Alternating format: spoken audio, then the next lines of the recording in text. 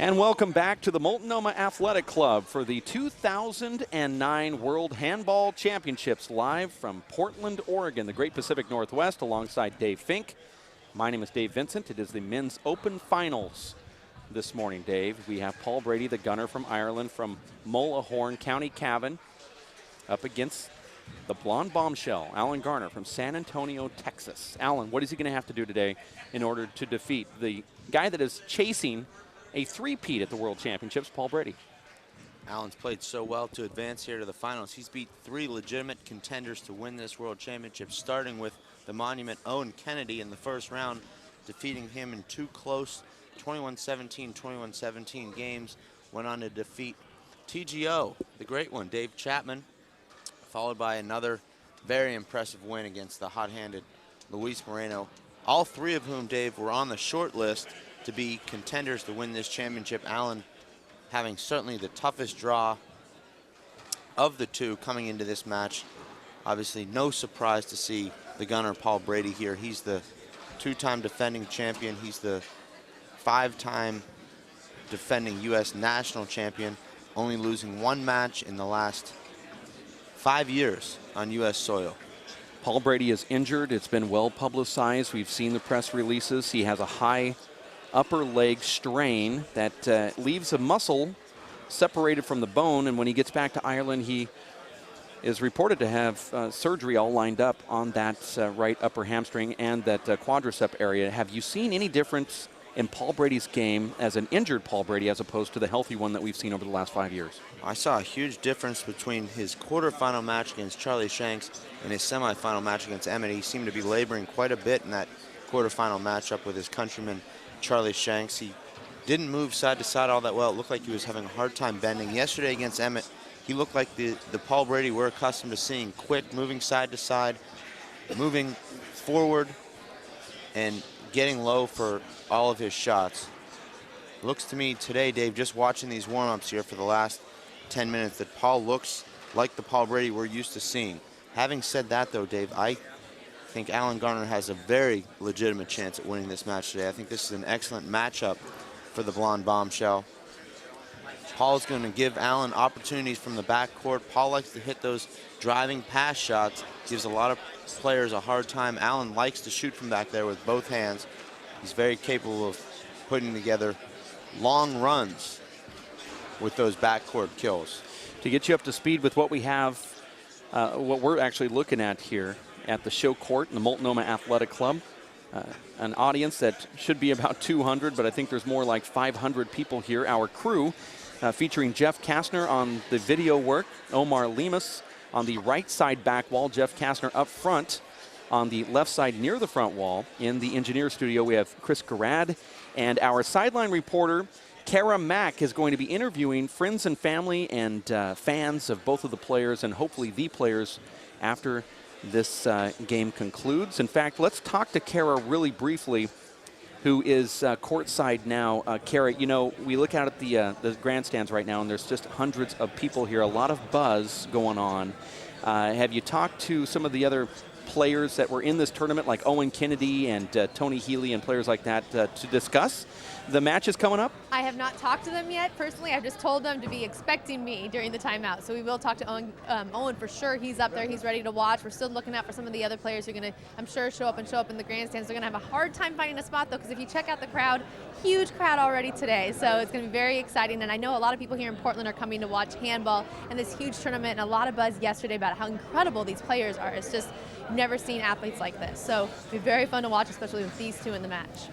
Thank you very much there, Kara. We're going to be checking in with you periodically as these games get underway. Hopefully get a perspective from the players after the matches as well. Court 10 is the show court. It's the 2009 Waterford Crystal World Handball Championships from the Multnomah Athletic Club in beautiful Portland, Oregon, the Great Pacific Northwest, as we watch the warm-up between Paul Brady and Allan Garner. Paul Brady, like we said, from Multnomah, County Cavan, Ireland, making his trek all the way over here to the United States to defend his title and actually go for a three-peat in the World Championships. He's the five-time U.S. national champion, the current Irish national champion, the current All-Ireland senior champion, And pretty much every tournament he goes to, he ends up winning, only losing one time on American soil over the last 5 years. Dave Fink, you experienced this tournament firsthand as a player and as a spectator as well. Tell me your impressions on the city of Portland, this whole operation that they have here that the World Handball Council put together, and the fans and all the other players as you in retrospect, look at this tournament. There's so much electricity associated with this tournament. You really feel like you're participating and watching something special. This World Championship happens just once every 3 years. You have all these countries coming together, so many people. We have over 1,000 players playing here, plus probably another 2,000 or 3,000 fans that have come out to watch. And you can just feel the buzz. You can feel the excitement throughout the match. Each match. It's just an experience that you and I will never forget. And also, Dave, all of the people who've traveled thousands of miles to be here will also never forget. This tournament is being streamed live over the internet at WePlayHandball.com from the World Players of Handball. It's sanctioned by the World Handball Council and the United States Handball Association.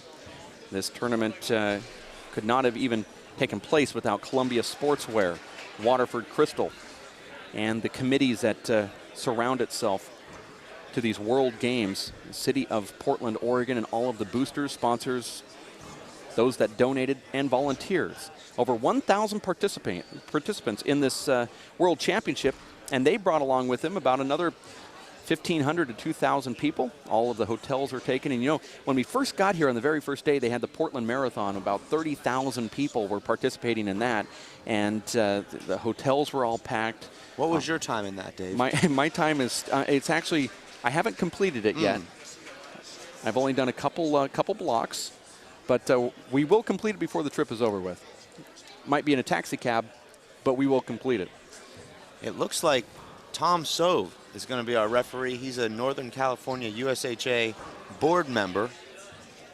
He's seen a lot of handball. I see Tom Sove out here talking to the players. He is ahead of the USHA's rules committee. If anybody knows rules, it is Tom Sove. But Kara, you say that you believe Dave Chapman is going to be the referee? Well, that's what I thought I had heard before, but maybe not anymore. Maybe it switched. Okay, there's a possibility. Kara has the inside scoop down there, but we don't see Dave Chapman working his way up the ladder up there. If we look up into the crow's nest where the referees are, we see the president of the USHA, Mike Steele, up there refereeing a side match. But Danny Bell is actually making his way up into the referee circle, and you hear a little round of applause there. I stand corrected. We'll have an impartial referee. We have the American TBB, the blonde bombshell, Allan Garner, facing off against the gunner, Ireland's national hero, Paul Brady, and we'll have a Canadian referee, 13-time national Canadian champion. Danny Bell up there in the referee spot, and then also we have a couple line judges down here. Again, it's the 2009 World Handball Championships live from Portland, Oregon at the Multnomah Athletic Club. Let's go down to Kara really quick. And Kara, give us your impressions, what's going on down there, and if you have anything you'd like to say to the booth up here, just say it. Well, I'm just a little curious about whether or not this injury is real, because we heard from Emmett yesterday that Paul is faking it. That's my question to you, DB. Okay, now I heard that too from Emmett Pashot. Now he's always just saying stuff, Dave. Yesterday Emmett said that he thought it was a hoax. But we certainly see that Paul is limping around out there. We saw some of the earlier rounds. Like you said, round of 8, it was obvious that he was injured. But I think that could have been some frustration on the part of the Rock, Emmett Pashot. Speaking. I definitely think so, too, and I'm wondering what's going to happen next time they play. I definitely want to be there for that one. Well, it can't get any more worse than what happened. Actually, it can. Check out the 2006 Simple Green U.S. Open semifinal, Paul Brady versus Emmett Pashot. That is actually available on the WPH web Dave, store. What did Emmett say after that match? Do you remember that? Well, actually, Emmett proclaiming that he'll get him next time after double-digit loss in both games. Emmett told me next time he's going to show up with his abs all taped up. Proclaiming an injury, too, but we all know this one's for real with Paul. Does he have abs? We're getting ready for this match, though. Danny Bell is making the announcements. Let's listen in.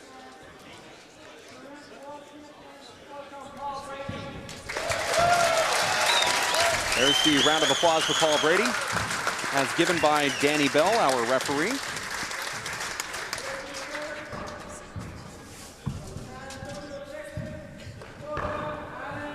And there it is, Allan Garner getting announced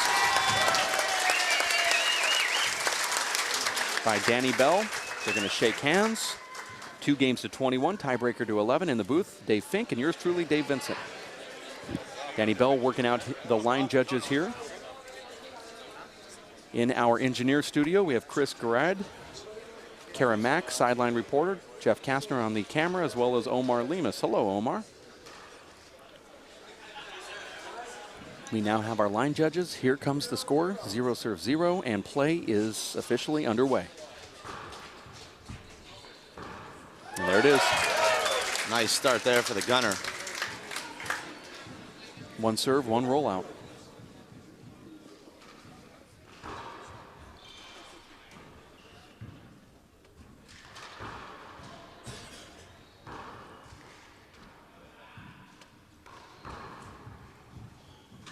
So far, Paul Brady's opponents in this tournament as a collective group, 6.875 points per game.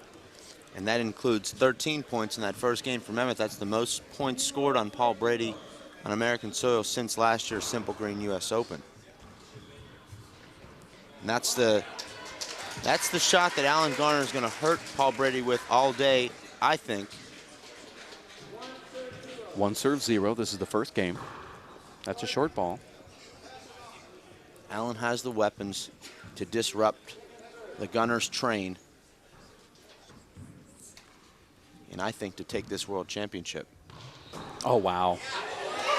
You see it again right there, Dave. 2 kills. The first one from 20 feet with his left hand. That second point, a kill coming from about 33 feet with his right hand. 2 serve 0 just over the line. Paul Brady then gets a return kill in the front court.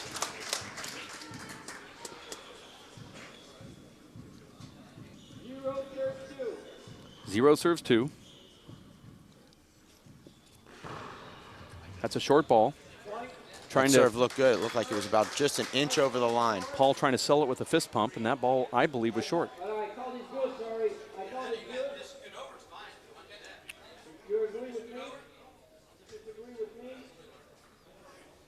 I thought the ball was short.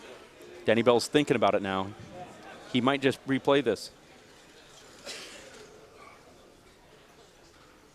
That's a terrible call from that line judge. I thought the ball was good. That ball was short by 2 inches. And I'll tell you why it was short, because Paul Brady closed it out with a fist pump. I think Paul thought he hit a good serve. You don't. Paul Brady does not fist pump on good serves. So he stages a fist pump. Your dad is actually wants to become a line judge. Now we're trying to sort this out. Paul's mad. He's actually yelling at Michael Gregan, telling him to become a line judge on the left line there. Michael Gregan looks like he's a rock star. That's the quickest line judge replacement I've ever seen. 3 points into the match.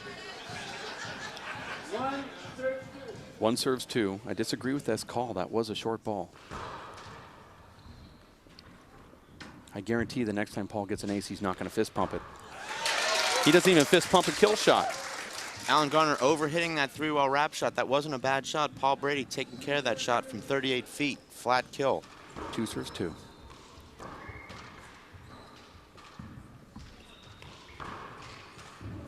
This is a setup for Allan. It was a double bounce from Paul. It didn't look like a double bounce from here, but side out. We've seen quite a bit of that, Dave. This is the first time we've had this angle high up on the left side glass wall. We can see all those potential double bounces. 2 serves 2. Wow. Like you said, Allan is just going to tee off on that shot over there, forcing Paul Brady to have to use that leg of his.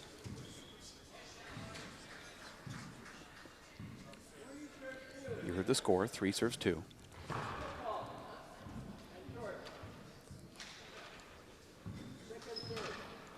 Originally called a foot fault, then changed to a short call, which is a good call. Second serve, 3-2. Allan Garner's up. Nice get there from Paul. Boy, Paul's leaving these balls up today.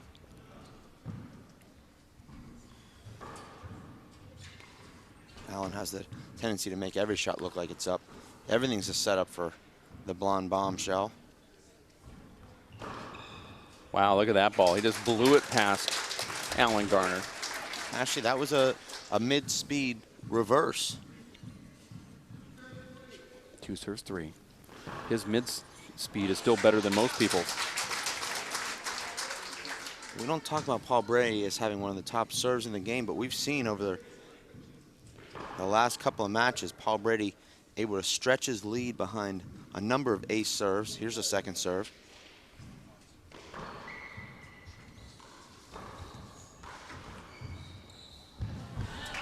Allan actually taking a bad angle on that shot there, Dave. Paul hitting a wide angle left corner kill. That ball bouncing only once into that left side wall. Allan moving straight to that ball rather than at an angle, 45-degree angle, which would have given him a better opportunity. That's going to be overturned.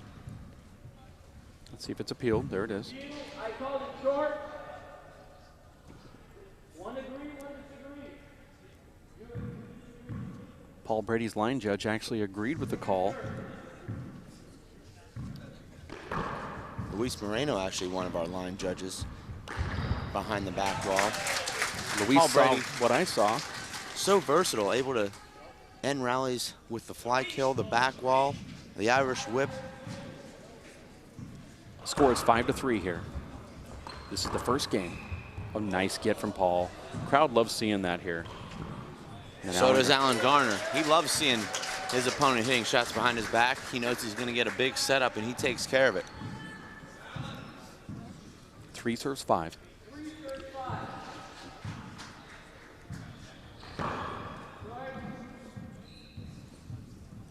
We saw this in the beginning of Allan's match yesterday against Luis, not really bending his knees on that first serve. Hits a lot of shorts. Allan goes down to one knee there, a la our good friend Nadi Alvarado Jr. Unable to convert that routine setup. Gives Paul the side out. Nadi taking time from the golf course to watch the live webcast this morning. Well, how many times can you shoot 95 before you want to watch some handball? That's a good point. 3 serves 5.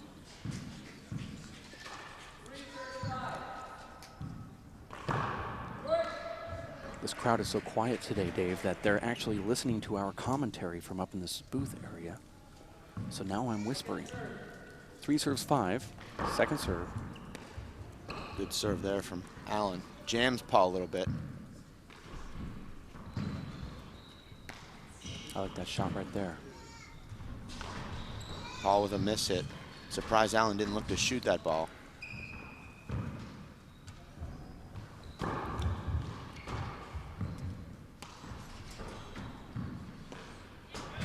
That was a mistake.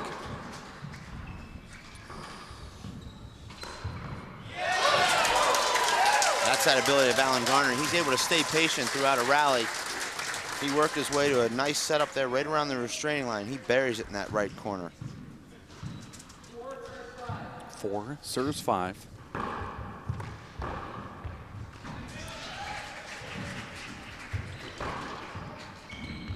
Good shot there from Paul. Paul had 3 options there. He could have gone down the right. Looked like he was aiming at that left corner at the last second.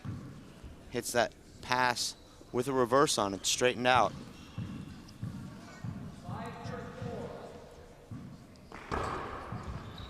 Nice serve there from Paul.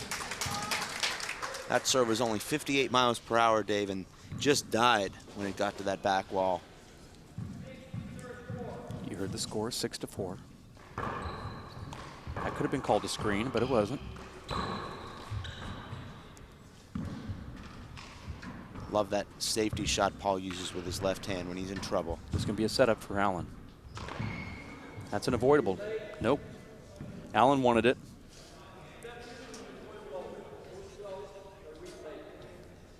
Paul was actually moving at the time that he got hit, and so therefore I believe he moved into the play.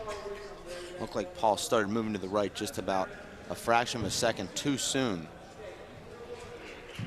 Very well could have been called an avoidable. He was only a foot in front of Allan there. Paul goes back to that soft reverse down the left. These second serve options don't do these players much justice against Allan because they hit it to his left hand. He's so dangerous. Nice pickup there from Allan. He pushes Paul back. That's a mistake. Allan's in the driver's seat here. Paul can pick that up. Doesn't get to it though. That's the kind of point Allan wants to play right there. Paul has not been tested yet in this event. 4 serve 6. That's a foot fault. It's a foot fault and it's not called. Instead, it's an ace serve. 5 serve 6.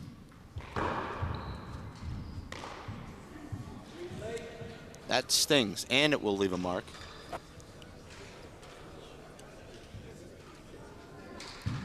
Score again, 5-6.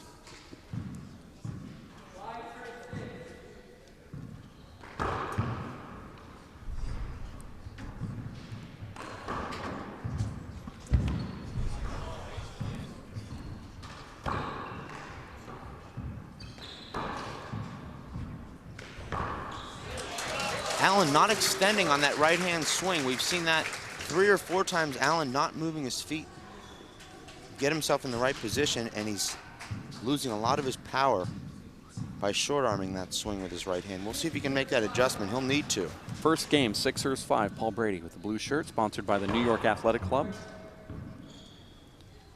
Second serve. Paul not getting any type of offensive opportunity on this Z serve. Let's see if he changes it up here. Allan with a real nice wrap shot there. Wow, nice shot from Paul Brady. Allan actually using that skinny V pass shot there. Paul Brady scoring a point here. It's now 7-5. See him flexing that leg.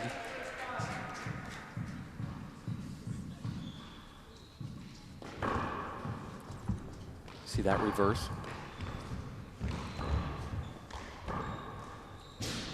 That sounded weird off of Allan's hand. That was towards the top of his hand there. Allan wins the point there with a nice paddle kill. He stays down nicely on that shot.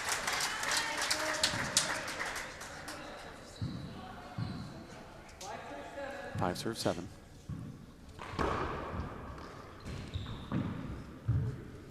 Perfectly placed fist ceiling return there from Paul. Paul actually driving that ball right at Allan's chest with an overhand reverse. You think at this point in the game, a guy like Allan would still be a little nervous playing Paul, or do you think he's over that by now? Allan didn't look nervous at the start. We saw him kill 3 balls in the first 4 rallies. I think Allan's very comfortable. Gained a lot of confidence in his wins over the previous 3 days. Oh, nice shot from Allan Garner right there. That's an athletic move. Great adjustment. Allan's looking for a towel. It behooves the bombshell here, Dave, to extend these rallies. We know Paul is so fit. He trains so seriously, but over the last couple of weeks, Dave, we know Paul has hurt his hip or his upper leg. That's going to impede his training quite a bit. You don't know if Paul is going to have the legs to withstand a 2.5 hour match here. We'll be checking in with Kara Mack at the next timeout. It'd be difficult for Paul to go through his usual training regimen while he's trying to rest that hip coming into this tournament. 5 serve 7. That was clearly short. Paul even knows it. Surprised Paul isn't appealing this. Now Paul really limping back there. Paul looked like he strained that a little bit. He took a long stride there with his right leg. Does that make you want to go for more crack serves so he has to come up and get those? I mean, we don't want Paul to get hurt, but anytime Paul has to extend forward, it seems like it really hurts that leg. Score is 6-7 here. Paul's so comfortable going to the roof.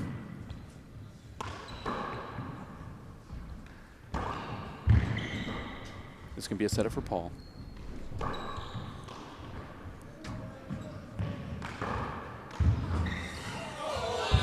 And Paul gets it.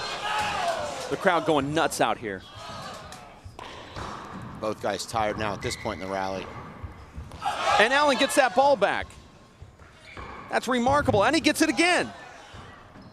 And, oh, and Danny called a replay at the last second. I cannot believe this. Allan went to get up, and he tripped on Paul Brady's foot. And Danny, looking straight down at the action there, sees that contact and immediately calls a replay. That would have been very difficult to get back. Incredible 47-shot rally right there, Dave.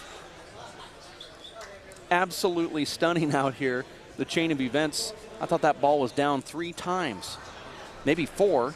And then at the last second, Allan gets up and he runs and he trips on Paul Brady's foot just really subtly, but Danny saw that and called a replay. It probably at home doesn't look like you'd think there would be one, because that would have been difficult for Allan to get back, but after watching that long rally, how could you deny it? Absolutely amazing, Dave. One of the best rallies we've seen all tournament. Certainly, Allan's been involved in almost all of them. We saw that rally at 20-20 yesterday in the first game with Luis Moreno. Incredible athleticism. That equaling that rally from yesterday's semifinal. This is just 6-7 here. This isn't at 20-20. These guys are playing like it's 20-20. Now it's 7-7. We still have a lot of handball to be played here. It's one of the best rallies I've seen in my short 33 years of playing handball.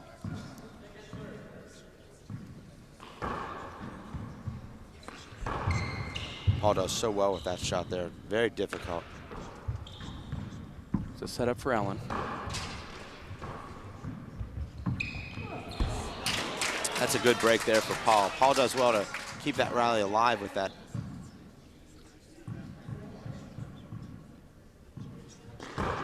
None of the matches since the round of 16 have gone to a tiebreaker.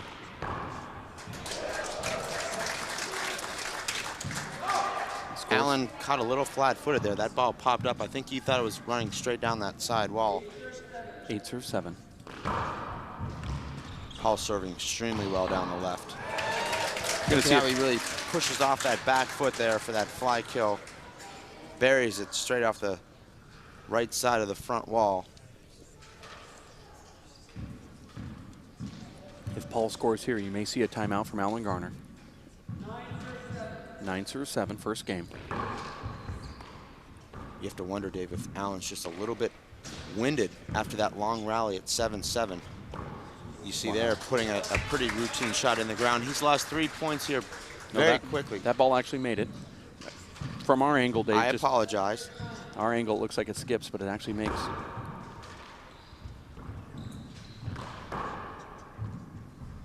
I like that shot from Allan.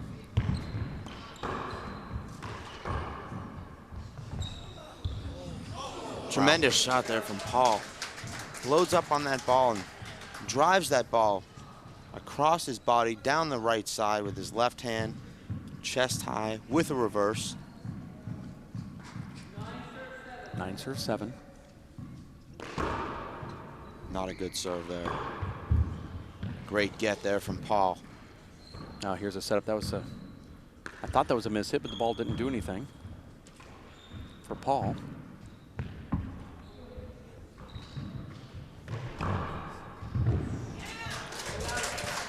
That ball pops up there for Allan.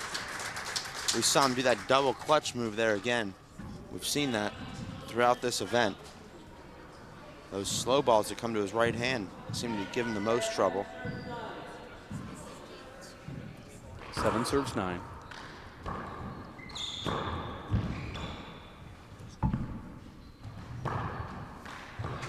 Wow.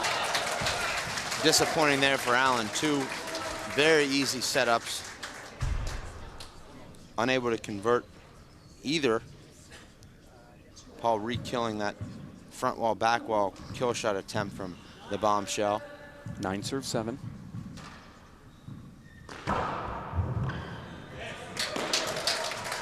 Allan appealing this serve here. Well, he's appealing it because Paul did the fist pump. That serve looked to be about 4 inches over the line to From me. our angle, yeah, I thought it was good too. but Paul doesn't fist pump when he gets an ace serve. And here comes the timeout from Allan Garner. You disagree with me on that, I'm assuming. But you were Disrespectfully, of course. I was fishing for that. Let's go down sideline really quickly. We have Kara Mack standing next to the monument. Owen Kennedy, Kara. I am. I'm with one of the top Irish players, Owen Kennedy here. He knows Paul Brady's game better than anyone else here on the sidelines. What do you think about Paul's game today?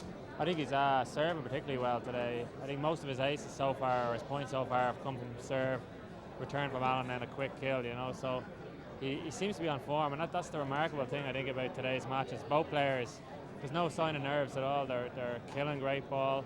I think maybe they've only skipped 1 or 2 in between them in the whole match, which is pretty remarkable. You see him limp a little bit after some of those hard points. Do you think he has a lot in him today to win this? Oh, I think he's got plenty in him, to be honest. I mean, he looks good. He's moving really well.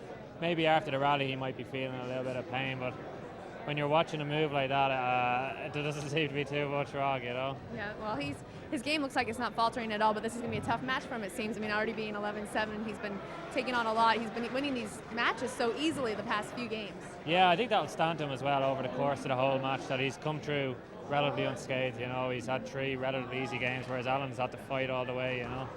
All right, they're starting to play once again, but I wanted to ask, too, what is he best known for in Ireland in his game? Paul, is it? Just real power, really, to be honest. He generates power. Even when he's completely off balance, he has the ability to just generate a lot of power. And, you know, he's very tough mentally as well, so he's going to be hard to beat today. All right, thanks, Owen. Thanks for Kara. coming to the States. No problem. Thank you very much, Kara. Brought up 2 great points about Paul Brady. Mentally, he's as tough as they get, and with his power, even when he's off balance, Dave, Paul is atop everyone's game on that. Owen said more than 60 seconds than we've been able to say in 4 days here. The score is 11-7. Owen picking up on Paul's serve thus far today. It's been a tremendous asset. Wow. Paul's already hit 3 aces. He's earned a number of setups off that reverse down the left. That's really helped him build this 5-point lead here. If you're at home watching it, it all begins with that serve. And Paul's showing you why. Wow, Allan just stunned Paul with that. Paul was stuck behind him there, Dave. It's a smart shot from Allan. Allan takes away Paul's time. Paul expecting that ball to come off the back wall. Allan has enough strength to drive it in the corner. 7 serves 12. That's a short ball. Allan's not going to appeal it.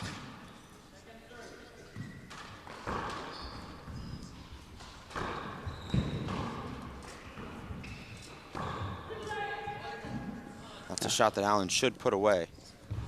He left it out. Should slide that wall a little bit more. We heard the bombshell talking after both of those games yesterday with Luis Moreno. He just needs to stay headstrong and mentally tough. That's going to be especially critical here, Dave. He's trailing 12-7. He's played pretty well.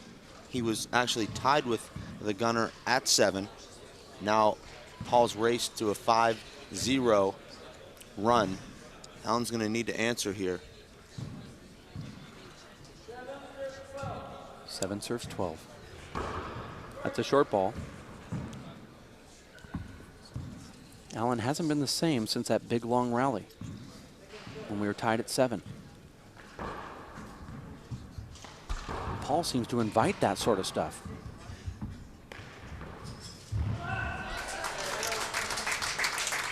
Paul with a nice pinch kill there off the back wall.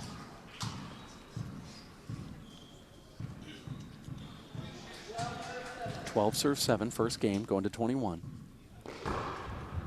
That could be appealed. Allan thought that was short. I called it good. You agree? Look at now, Allan is really not happy with the line judge That looked there. to be short by 6 inches.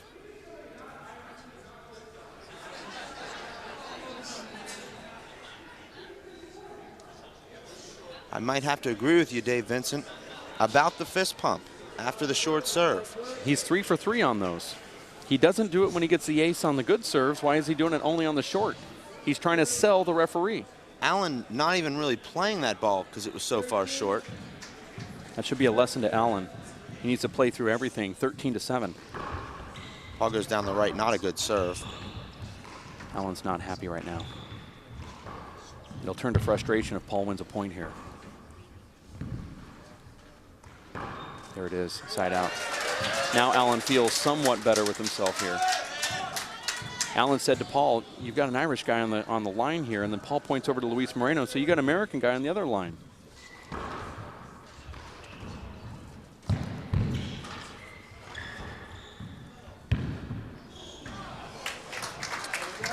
Paul hitting 2 consecutive shots in that left corner. The first one, Allan actually a little bit late reacting to. He lost it in that side wall. 13 serve 7. Wow, those serves are so good from Paul Brady. It's really his serve that's setting this up. 14-7 now. Once tied at 7, Paul on a 7-0 run. Short ball. You're watching the Waterford Crystal 2009 World Handball Championships from the Multnomah Athletic Club in Portland, Oregon, sanctioned by the World Handball Council. First game.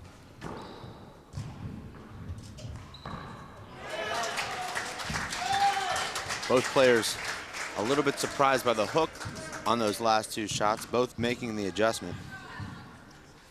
It looked like they both threw reverses. This is the first game. Allan Garner looks like for the first time that he's tired. He's been a workhorse this whole tournament.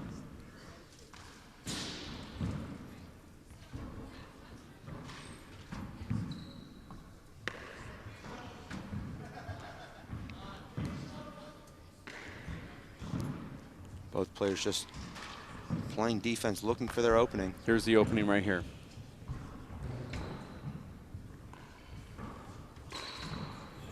It seems so automatic for Allan with that shot. That's the first time he scored in quite some time.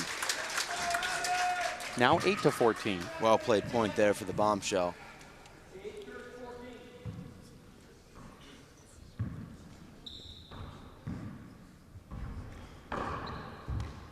Here's another setup. Allan not electing to use his left. I'd like to see Allan come in and take that ball out of the air. Double bounce, good call from Paul. 2 straight points now for Allan Garner. Allan takes care of that shot. Surprised, Dave, that I don't see players taking that ball off the front wall when the opponent flips the ball into the back wall of the front wall on a retrieve. Oh, you just missed this. Allan deking Paul Brady into that underhanded, left-handed serve that goes down to the left, and Paul was scooting over to the left, and Allan just threw it to the right side. Paul had to run over there to get it. 14 serves 9.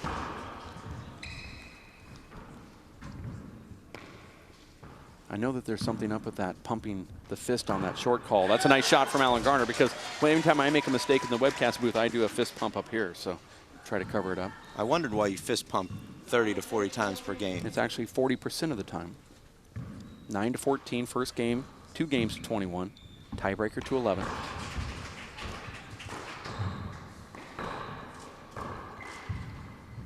It's another one of those great shot there from Allan. rallies. The crowd here appreciates what they're seeing. 10-14.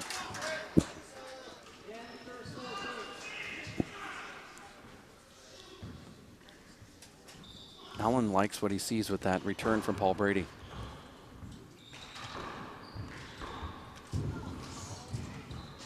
Great shot there from Paul.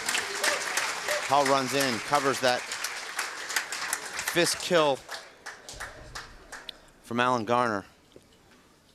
It's an absolute full package Paul Brady has. He can go up to the roof, but up front in that foot fault line area toward the front wall, you'd have to say that Paul Brady's right up there, either the best in the world or number 2. And now we're going to have a glove change, 2-minute timeout. Let's quickly go down to Kara Mack, who's with the father of Allan Garner. Kara? I am. I'm with Jim Garner. How were Allan's nerves last night coming in the biggest match of his life? I don't have a clue. I didn't talk to him. Went to bed early? He stayed somewhere else. I don't know what he did. My wife and I went somewhere else, so I don't know. How exciting is this for you as a dad? Great. I bet. You're on here on the sidelines. Pretty nerve-wracking, though. You're showing a lot of nerves yourself. No, I'm not. I feel great. Allan's going to win it. How do you feel about his game right now? What do you think he's doing well? I think he's shooting the ball. I think he needs a little more focus, and I think he'll be okay. How do you feel with the sidelines here? A lot of them cheering on the American, cheering on your son, not really even knowing him, but really on his side. I love it.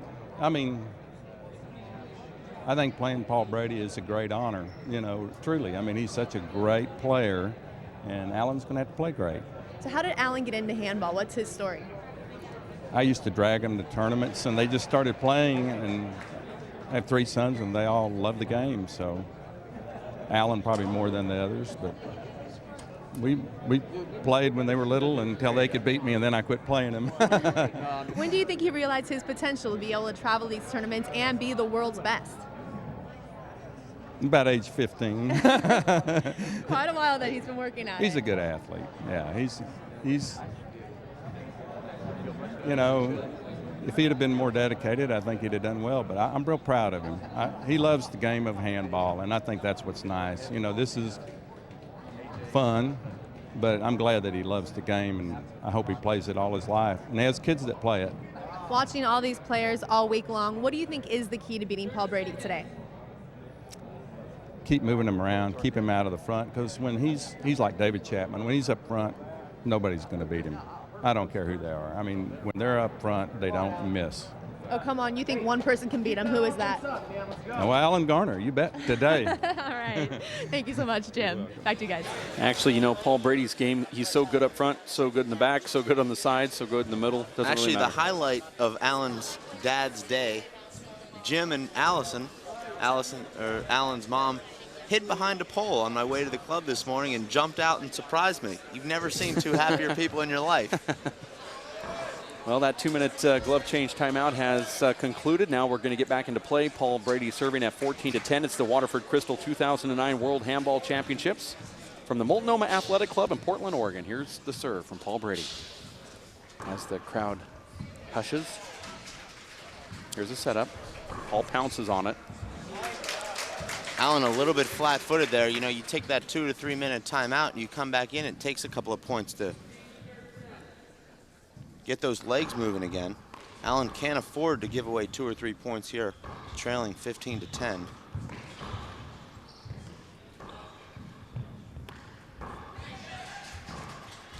Oh, nice dig from Paul Brady. And then Allan Garner just gets down on one knee and smacks that to the front wall. Allan hit 3 perfect shots in a row. Paul digging out the first 2. Allan stays so low on that fly kill with his right hand there from the server's box and kills it an inch high. Jim Garner said in that timeout that to beat Paul, you have to move him around the court, but that actually makes Paul look like he's a little bit better. I mean, start moving Paul around and gives him more opportunities. He doesn't seem to be missing anything.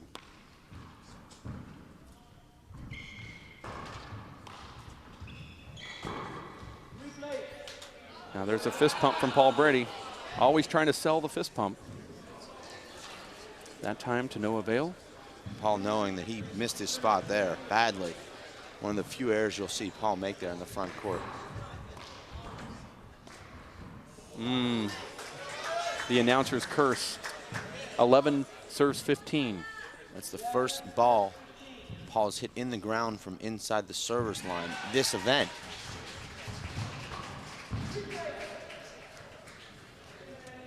Danny Bell calling quick replays here.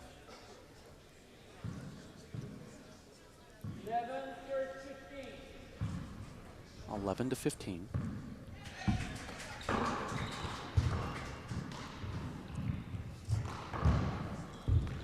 Wow, look at that dig from Paul Brady.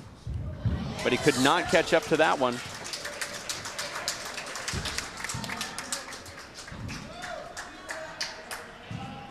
Now it's 12-15. This is the first game Allan Garner serving.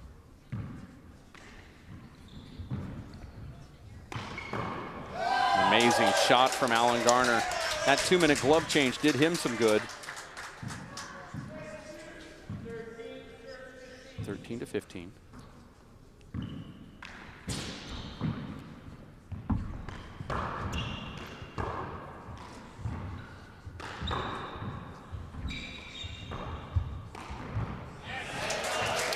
You see Paul able to maintain his composure, such a big moment. He's got a very hot Allan Garner charging, scoring 3 consecutive points. Paul calmly steps into that ball and drives it to the right corner, gets the side out. 15 serves 13.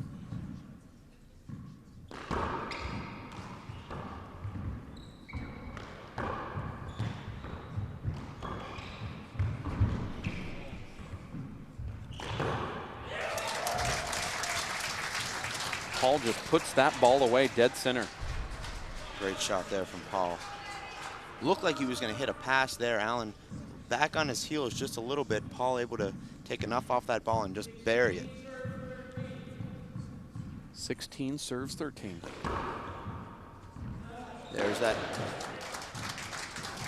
sixth ace Paul Brady's hit this game. None of them have been cracked serves, Dave Vincent. All reverses down the left. 17 serves 13.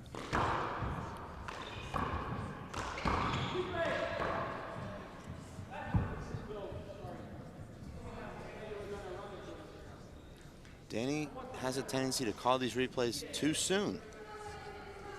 It's never too late to call a hinder, but if you call it too soon, you've taken an offensive opportunity from the player. Well, Allan's still chirping at Danny up there. That's a nice return. There's a setup for Allan.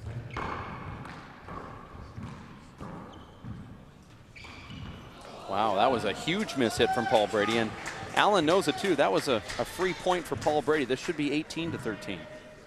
13 to 17. Allan behind by 4.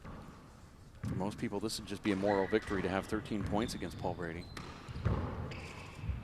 This is the Paul most with his points. third hand air in the last 5 rallies, all coming from win side of the service line. Shocking. 14 points for Allan Garner. It's the most points scored against Paul Brady this whole tournament. This game isn't over.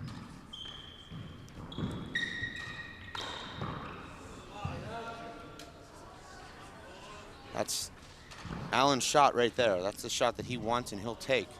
He'll take that shot at 10-10 in the tiebreaker.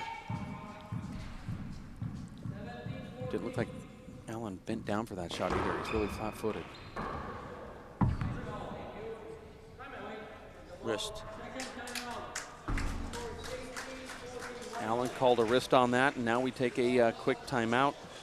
You're watching the 2009 Waterford Crystal World Handball Championships live from the Multnomah Athletic Club in Portland, Oregon, sanctioned by the World Handball Council, the United States Handball Association, streaming live over your computer at weplayhandball.com by the World Players of Handball. Do get your USHA membership. Become a member of that organization by going to their web store. You're on the internet now. Just go to the web store and click the membership tab and join the USHA. In the meantime, let's go over to Emmett Peixote and Kara Mack, who has him courtside. Kara?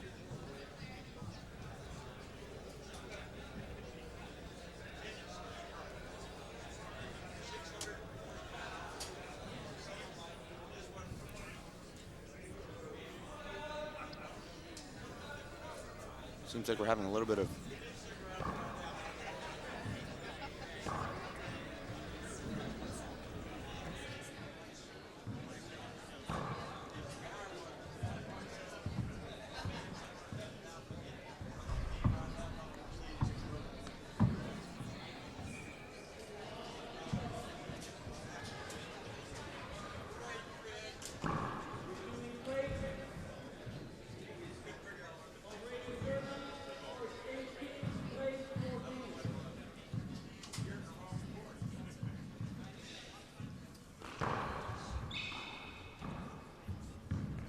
Thank you very much, Kara. 18 to 14 as the scores were back into play now. very interesting words there from Emmett the Rock.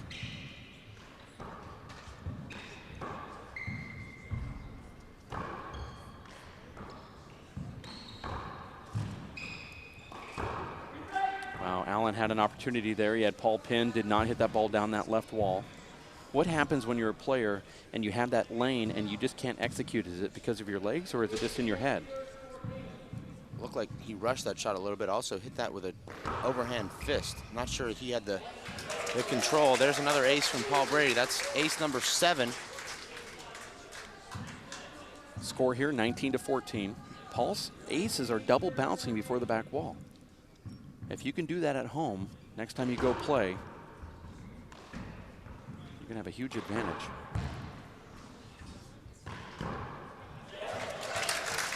Paul Brady with 7 aces here in this first game. Allan Garner with only 1. Paul leads by 6. Really, that is the difference here in this game. Allan. We had some technical difficulties with our audio with Kara Mack. The last time we took a timeout,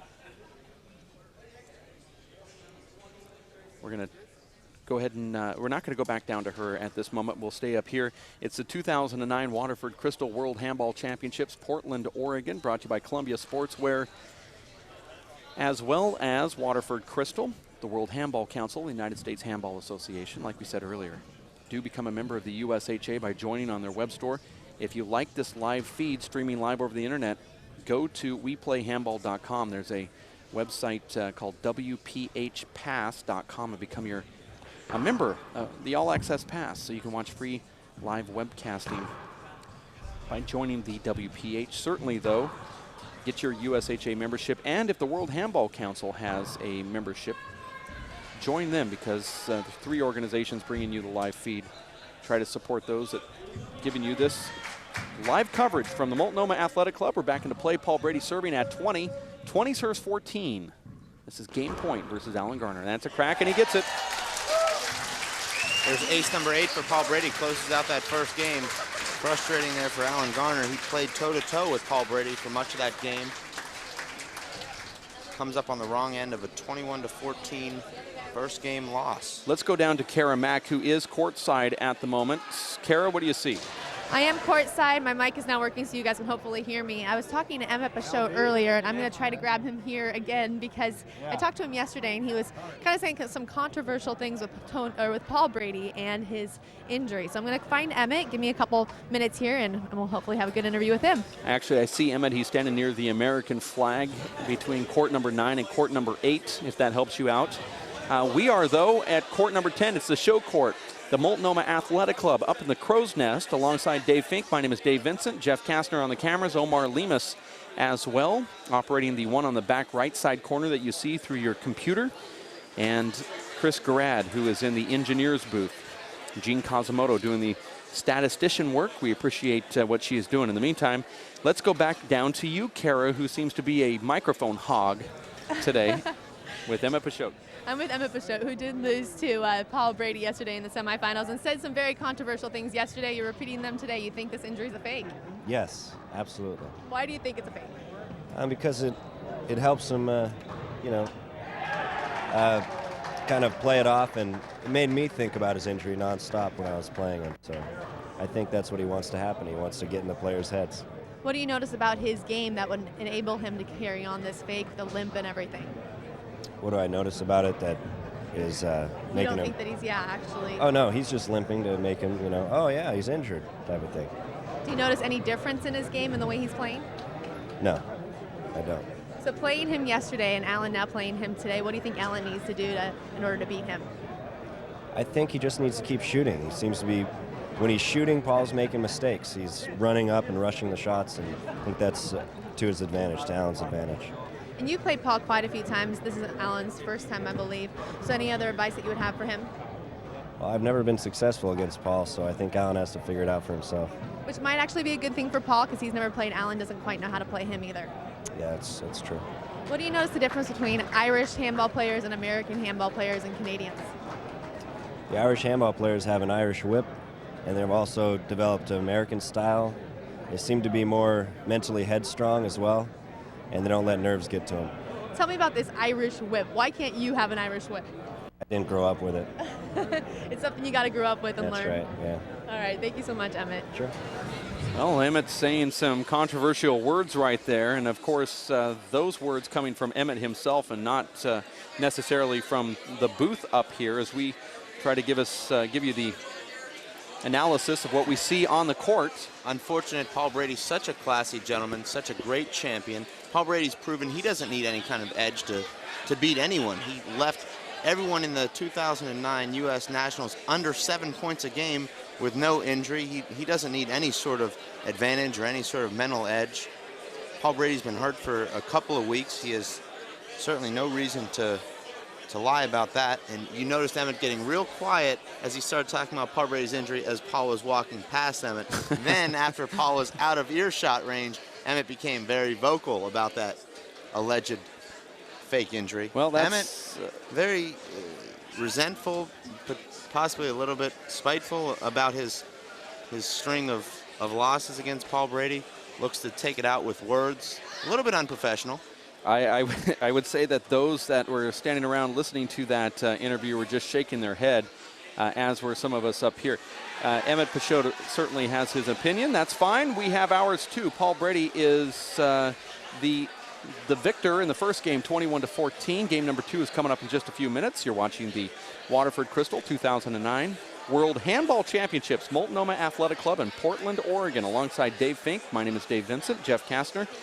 Operating the camera over there on the left-hand side toward the front wall, and then Omar Lemus on the back right side in the engineer's booth. Chris Garrad and Kara Mack down on the floor. She is operating what we would call gallery duty, sideline reporting, as we make way for game number 2. About a minute to go before the players have to jump back in to the handball court. What is Allan Garner going to have to do here, Dave, in order to nab Paul Brady in this next game? Allan Garner played with Paul very well in the first part of that first game. Actually had the score tied at 7. Paul made a big run there, took a 12-7 lead, and maintained that advantage throughout the rest of the game. Allan needs to find a way to find his run to establish a lead. We'll see if Paul's able to be as effective and as sharp playing from behind. We know, Dave, it's certainly much more difficult to play with a deficit than it is with the lead. If Allan can find a serve that's going to earn him some setups and take care of those opportunities, he could build a lead here early in the second game, put some pressure on Paul, and I think we could very likely see a tiebreaker. There was a long rally at 7-7 in that first game. After that long rally, Paul Brady went on to score 14 and Allan just 7 points. Do you think conditioning at this point or the tougher round that Allan Garner had plays parts into what could be his destiny here in game number 2 and the match?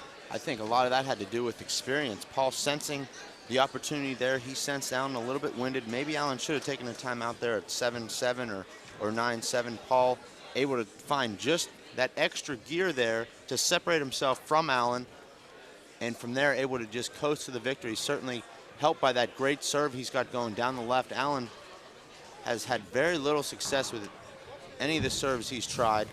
We'll see if he goes to a different serve, if he's able to execute a little bit of a better power serve down the right side. That was the only ace that Allan registered there in that first game, was down the right. Game number 2 now about to start. Here's the call.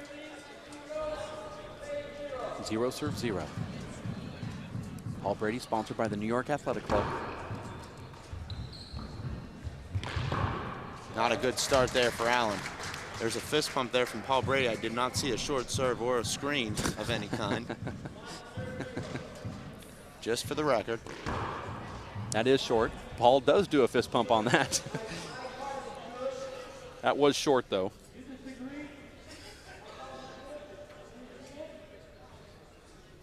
Danny's thinking about what he's going to call. That ball was clearly short. Not so sure about clearly. There was reasonable doubt there. I would have called it good. There's another one that was very close. That one was over. Okay. Smart shot there from Paul. For those watching at home, you see Paul having Allan pinned on his right hip.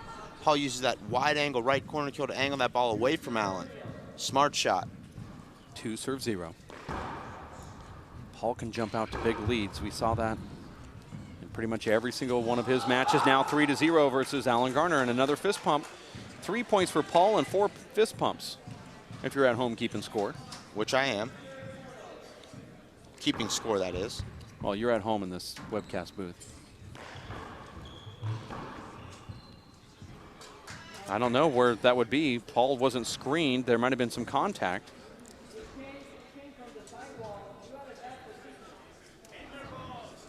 Paul's saying that Allan was directly in front of him. It certainly looked by his reaction that he was screened. That ball hit Paul in the thigh. But according to Emmett Peixoto, that getting hit in the thigh didn't hurt. Surprised Allan's sticking with this slow serve. Paul's put that ball to the ceiling and put Allan in the deep court with each one of those serves. And there's a miss hit from Allan Garner. We saw this yesterday, Dave, with Paul's match against Emmett. Emmett only scoring points on a serve and shoot style of game. I'd like to see Allan go to a hard serve, try and get some setups and win some free points, some quick points. Now Paul quickly off to a 4-0 lead. Well, it's hard for Allan to go to that serve if he can't get in the service box. 4-0, second game.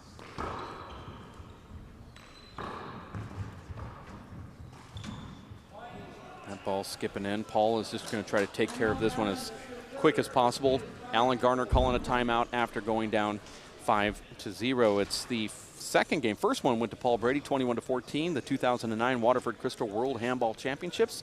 Kara Mack is someplace. I think she's up on our level here. Let's go to Kara.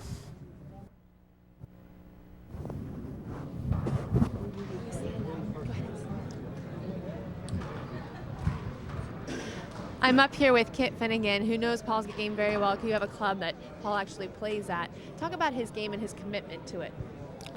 Unbelievable. In one word, that's how I would describe his commitment to the game, his preparation. It's something he's brought the whole preparation of his game and the game of handball to a new level back home in Ireland. What is the world's best? What's his training schedule like? Equal to another man's week's work. He puts in so much effort. He does it all on his own. He does a lot of gym work, a lot of practice on the court on his own. How does it feel to be here supporting him today at the Best of the World match? Well, it's the place to be. Well, thank you so much. Okay, thank Have you. fun watching. Thank you. That's Kit Finnegan, who is the manager of the Kingspan in Kingscourt, County Cavan, Ireland. Father of Mike Finnegan, who is the doubles partner of Paul Brady. And there's a nice shot right there from Allan Garner. Very insightful interview there from Kip. Always great to listen to what a great athlete goes through to become the champion he is. Kit Finnegan.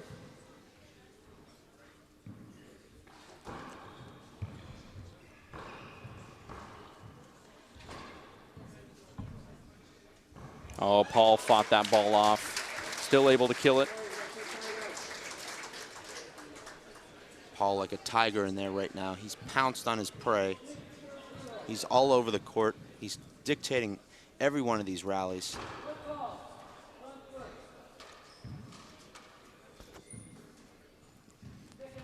There was a foot fault called there.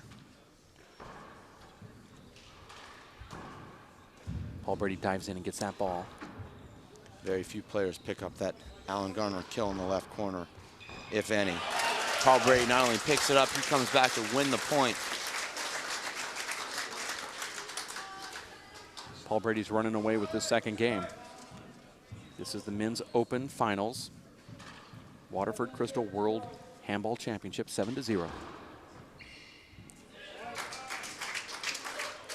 As a player, do you sometimes say, I could be in there playing right now and doing a better job? Do you ever say that, Dave? Not out loud. I think Allan has had a great tournament. Unfortunately, right now, he's hit a real bad rut. He's made a number of errors here early in this second game. Now call it his second timeout. This is the thing, Dave, when you play against Paul Brady, you don't have that luxury of making a mistake or two and having him give you a mistake as well. Paul Brady won the first game 21-14, and now he is up this one 9-0 in search of his third straight World Handball Championship. You're watching the 2009 Waterford Crystal World Handball Championships, Portland, Oregon, the Great Pacific Northwest, Multnomah Athletic Club. Paul Brady wearing the red shirt. See him pumping himself up in the court right there. He's really motivated at this moment. He wants to close Allan Garner out. He wants to put the lid on the mason jar and seal it tight. Right now, 9-0 score.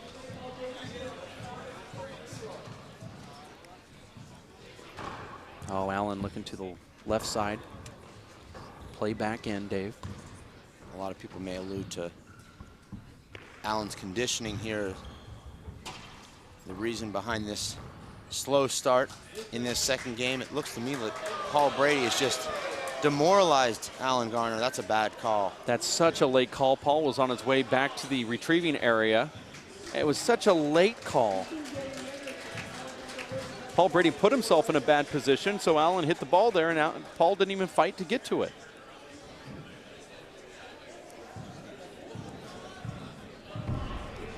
Very bad call there.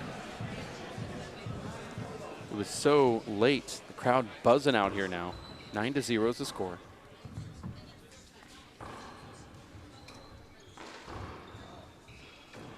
There it is. That patented Allan Garner left corner kill with the left hand. Looks so comfortable with that shot. 0 serves 9. That looked like a short serve, about 6 inches short. I thought it was short as well. Both disagree. Allan gets his call overturned. Allan can't buy a call right now. Trying to use a lifeline out here. 0 serves 9. Almost gets another crack. Uses his left.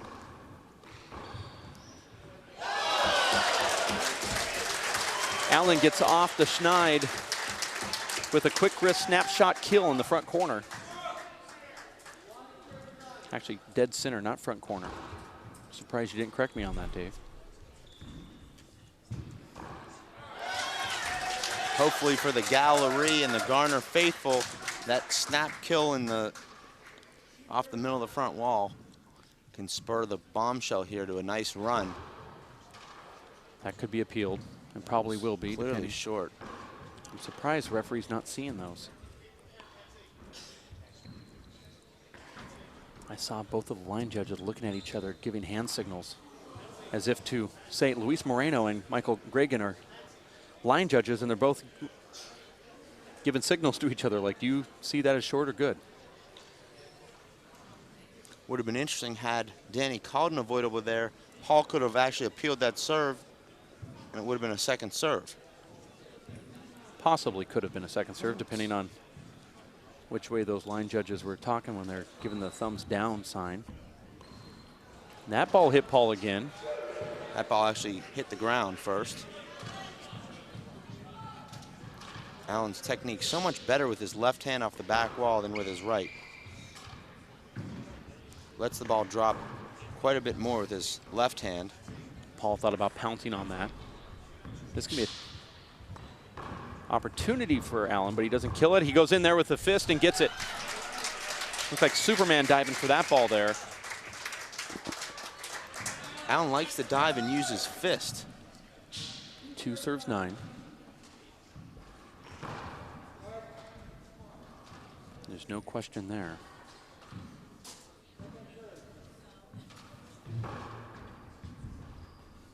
I like that serve from Allan.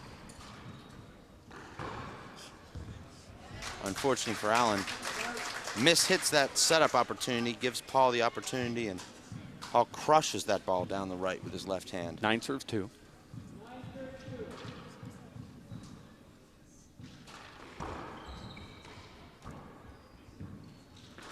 Paul lost the range a little bit on his serve down the left. Wow. Allan Garner just has that shot down. 2 serves 9. That's a foot fault, not called. We have such a great angle of these foot faults here.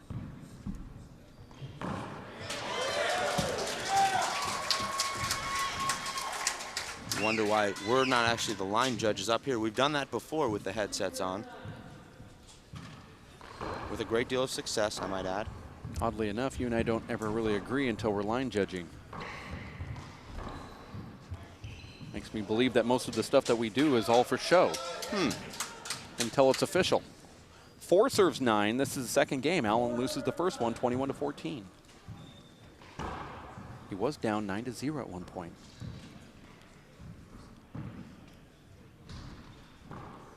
Make that 5-0, and Paul's going to call a quick timeout. You're watching the 2009 Waterford Crystal World Handball Championships live from the Multnomah Athletic Club. Let's go down to Kara Mack, who has one of the greatest women's handball players of all time, Lisa Fraser-Gilmore from Winnipeg, Manitoba, Canada.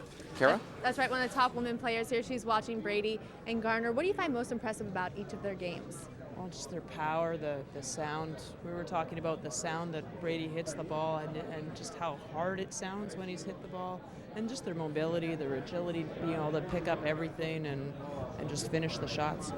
Dave and Dave are talking up there, like saying, you know, players might look in there and say that they could take on these guys, but if you were out there with them, what would it feel like to be having these guys hit against you? Oh my God, no thanks. I didn't feel like I'd need a helmet out there, but they'd probably be a lot of fun to play with, so maybe one day in some mixed doubles or something, that'd be great. What's the difference between a women's game and a men's game? Well, clearly we don't have the same speed and power and agility and quickness as they do, but I mean, we make up for it, and we tend to play a lot more wraps, a lot more ceiling balls, lobs. You know, we still have our moments though of rolling it out from all over. You all respect Lisa as a great handball player. I respect her as a great mom because I have twins. You have 2 sets of twins. How do you balance all of it? Well, it takes a little bit of planning, but you know, it's important that I still play and stay in shape, and the kids are better for it, you know, and there's 4 of them, 2 10-year-olds, 2 5-year-olds, and they're doing great. How are they? Are they handball players themselves? I have one so far, one of my 10-year-olds. We'll see with the little boys, see what happens. Can they beat you yet? Not yet. Thank goodness. That's coming. Thank you so much. Thank you guys. Paul appealing that serve, saying that ball slid on the floor. Allan gives it to him. Very surprised there. Allan Garner is amazing when it comes to those appeals like that. Michael Gregan actually said that he didn't see it, so Allan would have got a free point. The problem with that, Dave, is if Paul's not overturning the bad calls and Allan's overturning it for Paul, it really works to Allan's disadvantage. We saw Paul could have easily overturned that hinder call when Allan killed that ball in the right corner. He didn't. Then you see Allan turn around and give Paul that call on an ace serve. Well, we've seen 3 short balls that Paul knew that were short, and he wasn't going to give those to Allan either. I'm not saying that Paul's dirty by any means, but it's just certainly not equal. It's not Paul's responsibility. There's linesmen. There's an official, a referee. 10 serves 5. Should be 6-9.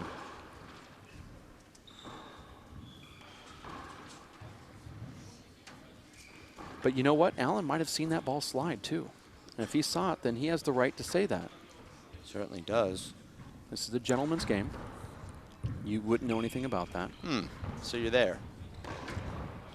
I'm not leaving there until Paul Brady gets out of the service box. 11-5. Won the first game 21-14.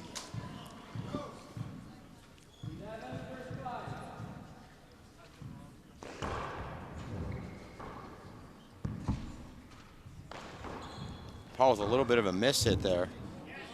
That was a double bounce. It's side out. I'm no longer there, just for the record. 5 serves 11. Allan finds himself again down by 6 points.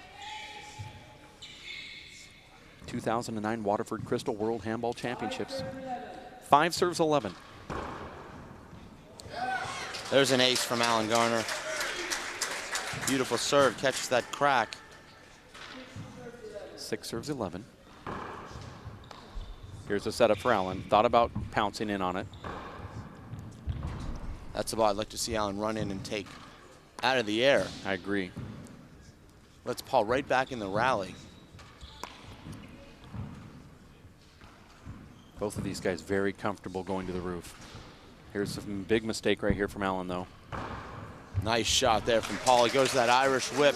Usually he'll hit a reverse with that Irish whip, straightens that ball out. Actually hit that ball at 79 miles per hour. That reading thanks to Jean Casimoto. She's down there behind the players. 11 serves 6.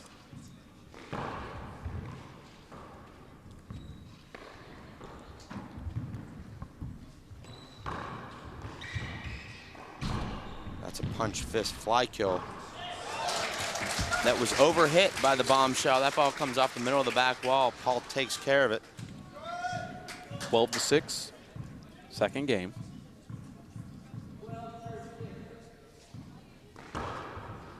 There's another ace there from Paul.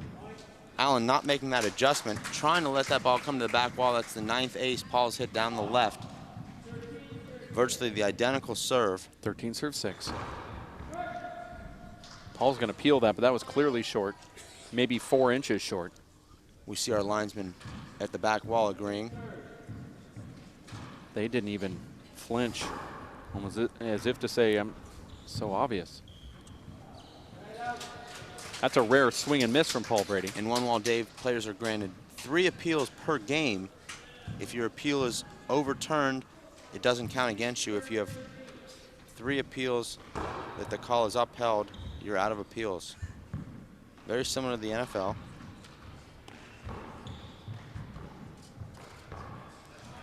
Paul with a nice anticipation there. Miss-hit that just a little bit, but he hit it where he was aiming. Straight down the right wall.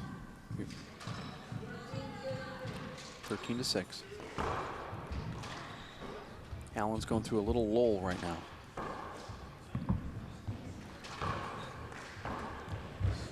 Nice get from Allan. Big setup for Paul. And Paul is unstoppable right now. Allan's going to have to take a timeout. There's just no way he can continue with this pace. And there it is, calling a timeout. This is Allan's 3rd and final timeout of this 2nd game. He still does potentially have a glove change to stop Paul's momentum should his gloves become wet. I'm surprised Danny right now doesn't ask to see their gloves. That should be the responsibility of the referee. We talked about that just 2 days ago. Well, Danny's looking down there. He's actually wiping off the ball. Paul Brady threw it up to him after this timeout call. You're watching the 2009 Waterford Crystal World Handball Championships from the Multnomah Athletic Club, Portland, Oregon. Alongside David Fink, my name is David Vincent. Kara Mack down in the gallery, and then Chris Grad in the engineer studio, Jeff Kastner on camera number 2, and Omar Lemus operating camera number 1. Just had a great interview there with the legendary Lisa Fraser-Gilmore. She was sitting next to WPH Pro Stop namesake RFC Rodney Fink. Surprised we didn't get him on the camera. He made his image known.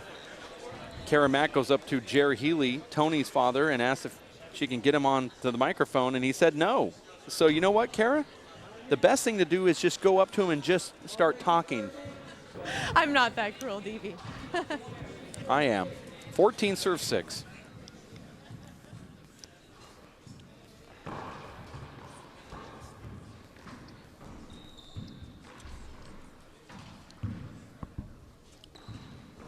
That's another rare miss hit from Paul Brady. Paul Brady wearing that Tiger Woods red jersey here for the final. He started with the blue, but he likes to close out with the red, and that's a nice shot from Allan Garner. That timeout serving Allan well. Paul mishitting that ball at 14 to 6. Allan comes in, gets a quick point.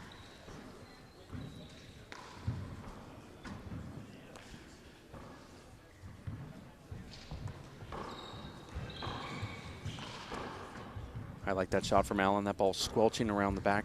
Beautiful corner. shot there from Paul. Hard to appreciate just how good that shot was. I can see that you don't.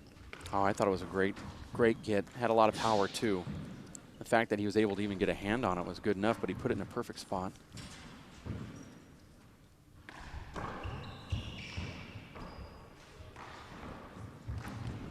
Ah, nice get from Allan Garner. I also appreciate the fact that you don't appreciate how much appreciation I have for your analysis of this match. We saw that ball about 18 feet off the ground for most of that last rally. Allan trying to go low there and kill that ball with his left. That's the right shot there. Just didn't convert it. 14 serves 8. This is a dangerous moment in this match for Allan Garner.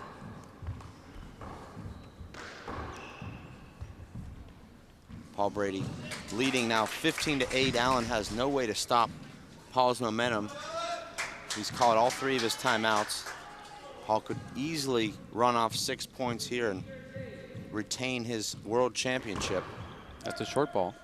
Paul's going to peel, but it was short. Also sounds like that ball's about ready to break, Dave. Not so sure how you can know that, but I've heard you say it a lot.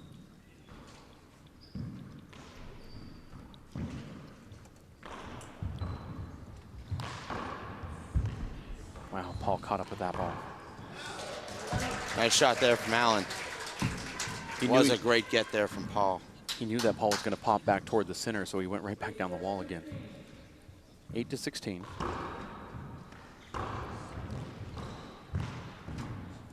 Almost looked like a throw.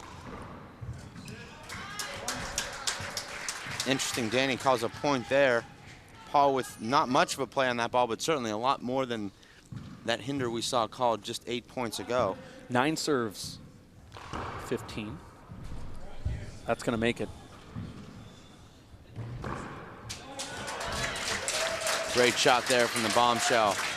Perfect serve and a great, beautiful flat kill. 10 serves 15. Looked like a foot fault there. Looked like he telegraphed it too, and he might just get this. Is Allan saying that actually hit his body? He said it was a wrist ball. Okay. Allan might be one of the nicest players on the planet. 15 serves 10. Here's a setup. Beautiful point there. Paul diving in. Looked like he had the re-kill. Allan closed on that ball. Paddled it straight back down the left. 10 serves 15. That's going to be appealed. That ball looked like it caught the middle of the line. I think Allan knows it. Allan's so nice he doesn't even question.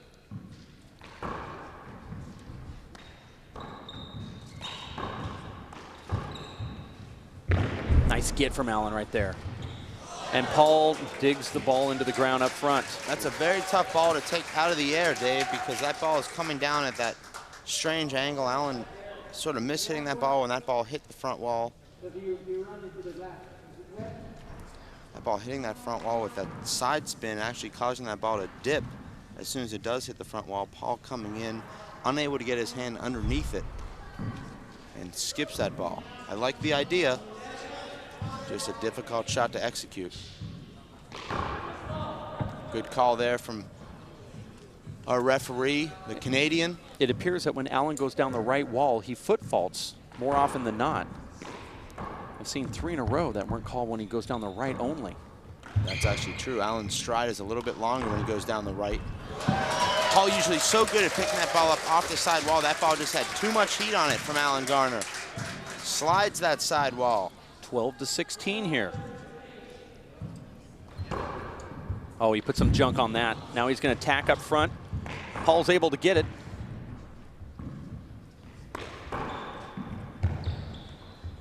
Oh, and Allan goes and kills that ball at the front. Was that a mishit? Was that a bad bounce? What was that reaction that Allan had right there? Out of breath? Allan just relieved, I think, to have won that point. Well, they didn't put a point up on the scoreboard. Something weird happened up there. Let's listen in. I think he called a slide ball. I'd be surprised. It looked like a bad bounce on ball. the front hole up in the front. They're not putting a mark up. Do not know what that call was, but they were shaking off the ball here. I think actually, Allan somebody in the gallery telling me that ball hit Paul Brady on the way in. Ah, okay. On the leg. Here's a setup for Allan. The ball stays down. Very impressive run here for the bombshell. Looked to be in dire straits after calling that third timeout, trailing 15-8. Now has scored 5 consecutive points. That ball is really dead sounding right now. Told you before that I thought it was broken, but this ball is just not making it over the short line. Whatever it is, Allan Garner likes it. Paul Brady's going to take a timeout. You're watching the Waterford Crystal 2009 World Handball Championships. Allan Garner now trailing by 1 point behind Paul Brady. Let's go to the sidelines. Dr. Allison Garner next to Kara Mack. Kara? That's right. I'm with Allan's mom here. How are your nerves right now? I'm fine. Allan's doing great. He's doing awesome. A point behind right now, really making a comeback. What would you tell him during this timeout if you could say anything to him? Just play your game. What does handball mean to Allan growing up? Everything. Almost every single one of my vacations has been to a handball match. What do you, as far as Allan, what has he developed? How has he become a different person being a handball player? You know, Allan is just a great person. He's always been a great person, with or without handball. He's my son, and he's fabulous. This is the best match in the world. He's up for the world's best player. You're feeling great about it. How did he feel about it last night? He feels great. He feels like everybody's behind him, and he's very excited. He's ready to be here. I'm sure you don't even know a tenth of these people in the audience, but a lot of them rooting for him as the American coming into this. How does it feel to hear everyone rooting for him? Great. I can bet. Yeah. Well, thank you so much. Have fun watching this Thank you. game. Hold on to your seat. I'm sure everything will turn out. Thank you. Back to you guys. Thank you, Kara. Thank you, Dr. Allison Garner, sitting courtside watching her son. Dr. Allison, just like her sons, very sweet, very wonderful people. You see Paul pumping himself up now. You see him going into that mode, Dave, where he starts pumping his head and he's talking to himself. 14 serves 15, second serve. Paul looks uncomfortable with that serve. But Allan doesn't with that return.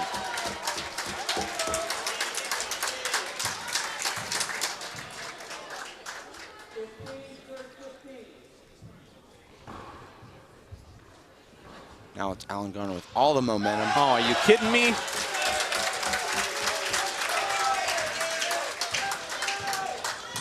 Allan looks so relaxed in there right now.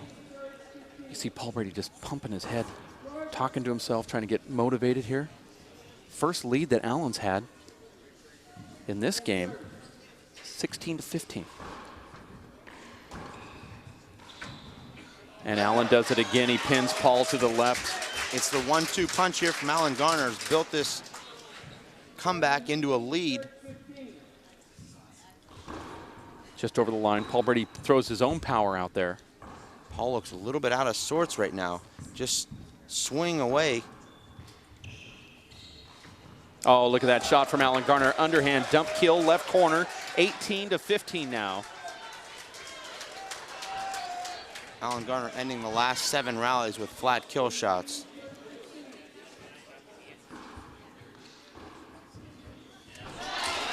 Paul gets just enough reverse on that ball.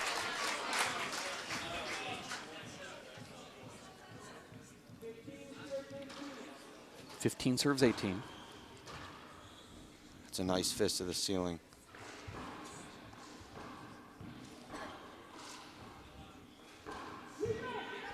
That's a quick call from the That's a good referee, call. Danny Paul Bell. looks to me like he's trying to force the action just a little bit here. Not as patient as we've seen him. Paul really being pushed here. 15 serves 18. Allan has a setup, and he gets to it, and he kills it. Paul Brady, though, return kills it in the front. How did he get a hand on that? Allan a little bit too casual with that kill there. Thought he had Paul completely out of position, just sort of steered that ball down the right wall, and Paul came out of nowhere. Got his hand on that ball and re-killed it. 16-18. Paul went for the fist pump. He Had tried no to impact, though, on our referee. Score is 16-18, second game. Look at that shot from Allan Garner. Absolutely amazing. Tremendous diving re-kill there.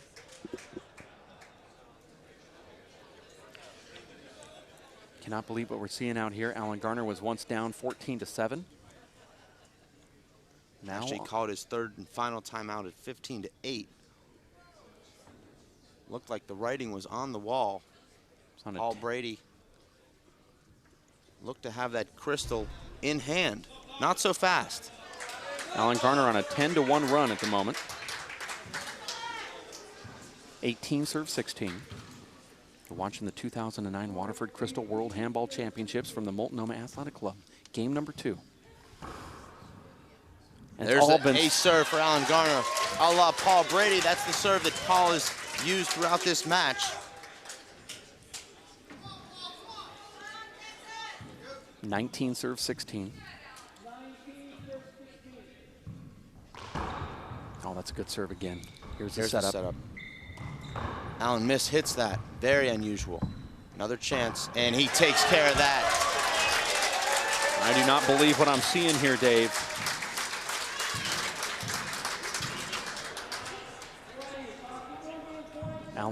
Allan on a 12-1 run, possible game point to force a tiebreaker, and there's a short ball. This place is going to erupt if Allan gets the point here.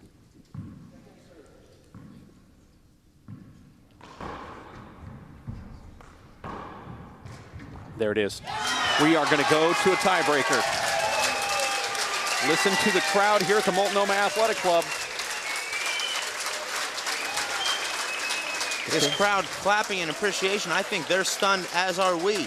Allan Garner trailing 15-8, looked to be down and out. Looked like, you know, Allan Garner played such a phenomenal tournament. Unfortunately, we thought it was coming to an end here in a 2-game loss to Paul Brady.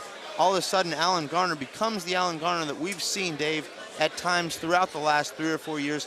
Allan Garner actually on fire, completely dominating the world's best there to force this tiebreaker. We'll take a 5-minute break here. The players will regroup, and we're going to regroup as well. Try to recover from that incredible action that we just saw. Okay, we're going to take a quick timeout. We'll be back in just a couple minutes. Kara Mack is going to get another person behind our microphones for Chris Garrad, Jeff Kastner, Omar Lemus, and Dave Fink. My name is Dave Vincent. Stick around. We'll be back with more 2009 Waterford Crystal World Handball Championships in just a bit.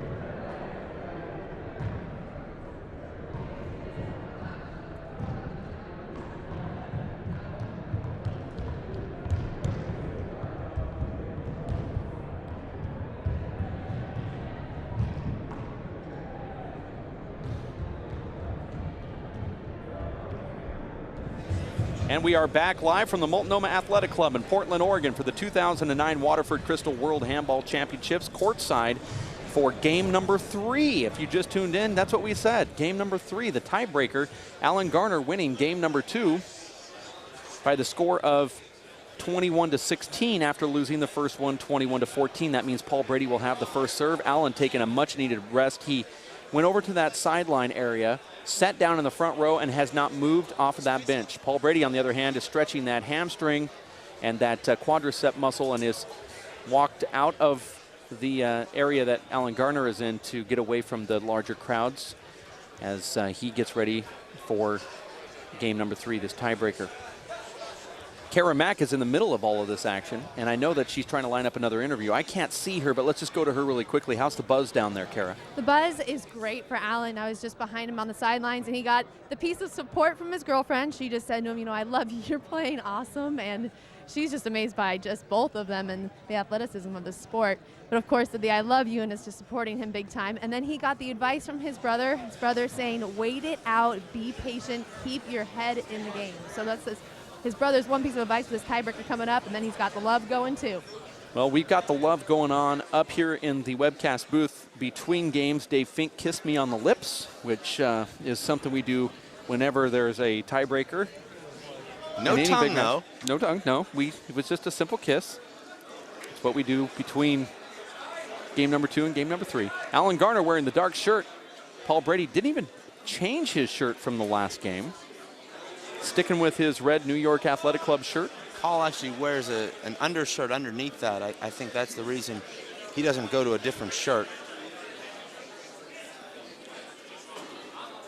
Paul Brady will serve first here in the tiebreaker. Paul scoring 16. Allan Garner scoring 14 in that game 1 loss. You hear the announcements from Danny Bell. He's announcing these guys. You really can't ask for anything more than this, Dave. Here we are at the World Championships, the finals to decide the world champion. We have the largest crowd. We have a tiebreaker. We have incredible drama. Let's watch it unfold. Paul Brady's so pumped up, he tried to serve that before the call. And Not here's a good start for Allan. Huge setup here.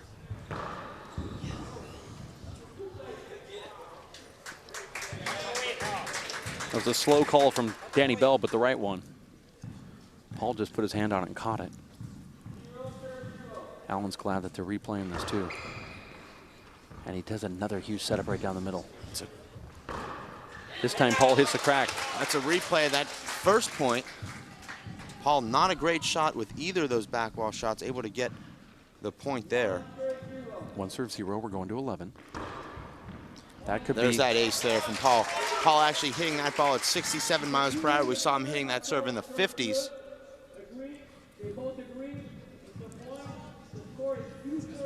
Hit that one a little bit lower and a little bit harder, and there it is again. And he skips the ball in. Looked like a good swing there from Paul, just came up about an inch short. Maybe a little bit of nerves there, maybe just a miss. Allan's a little bit tight here. This game is only to 11. Allan does not have the time to work his way into this game like we saw him do in the last game. Also a little bit there in the first game. Allan needs to get his legs under him right here. Score is 2-0 here. That's the third consecutive setup Allan's given Paul. On the return of serve, Paul takes care of it. Paul quickly off to a 3-0 lead here. Allan serving only once. Allan really unable to get into any of these rallies. Score now 3-0. Paul is so mentally tough in situations like this.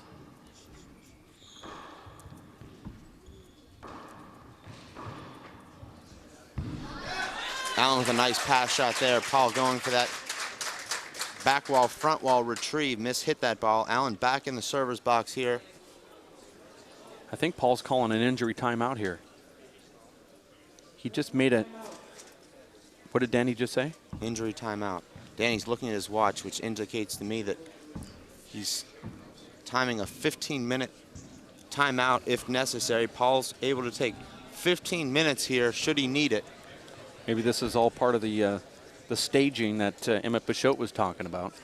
3-0, it'll be Allan Garner serving. Landon Curry on the court right now talking to Allan Garner just a little bit, giving him some advice. I know Kara Mack is down on the floor somewhere.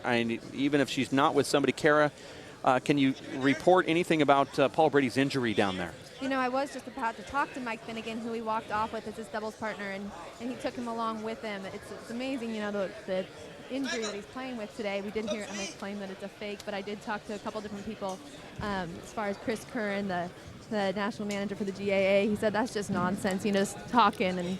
And I also talked to Owen Campbell about it. You know, he said Paul would never do something like that. Of course, you know, he doesn't think that it's a fake. So, and obviously walking off right now in pain.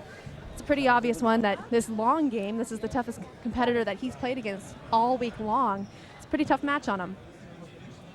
Yeah, there's no doubt about that. Allan Garner staying in the court to stay loose. I don't know if this helps Allan Garner at all. Dave, you've been on the court before when there was an injury timeout. Dave Chapman and you were in a heated tiebreaker in New Orleans earlier in the year at a pro stop when Dave Chapman did the same sort of thing, and that sort of led to an issue on the court there for you.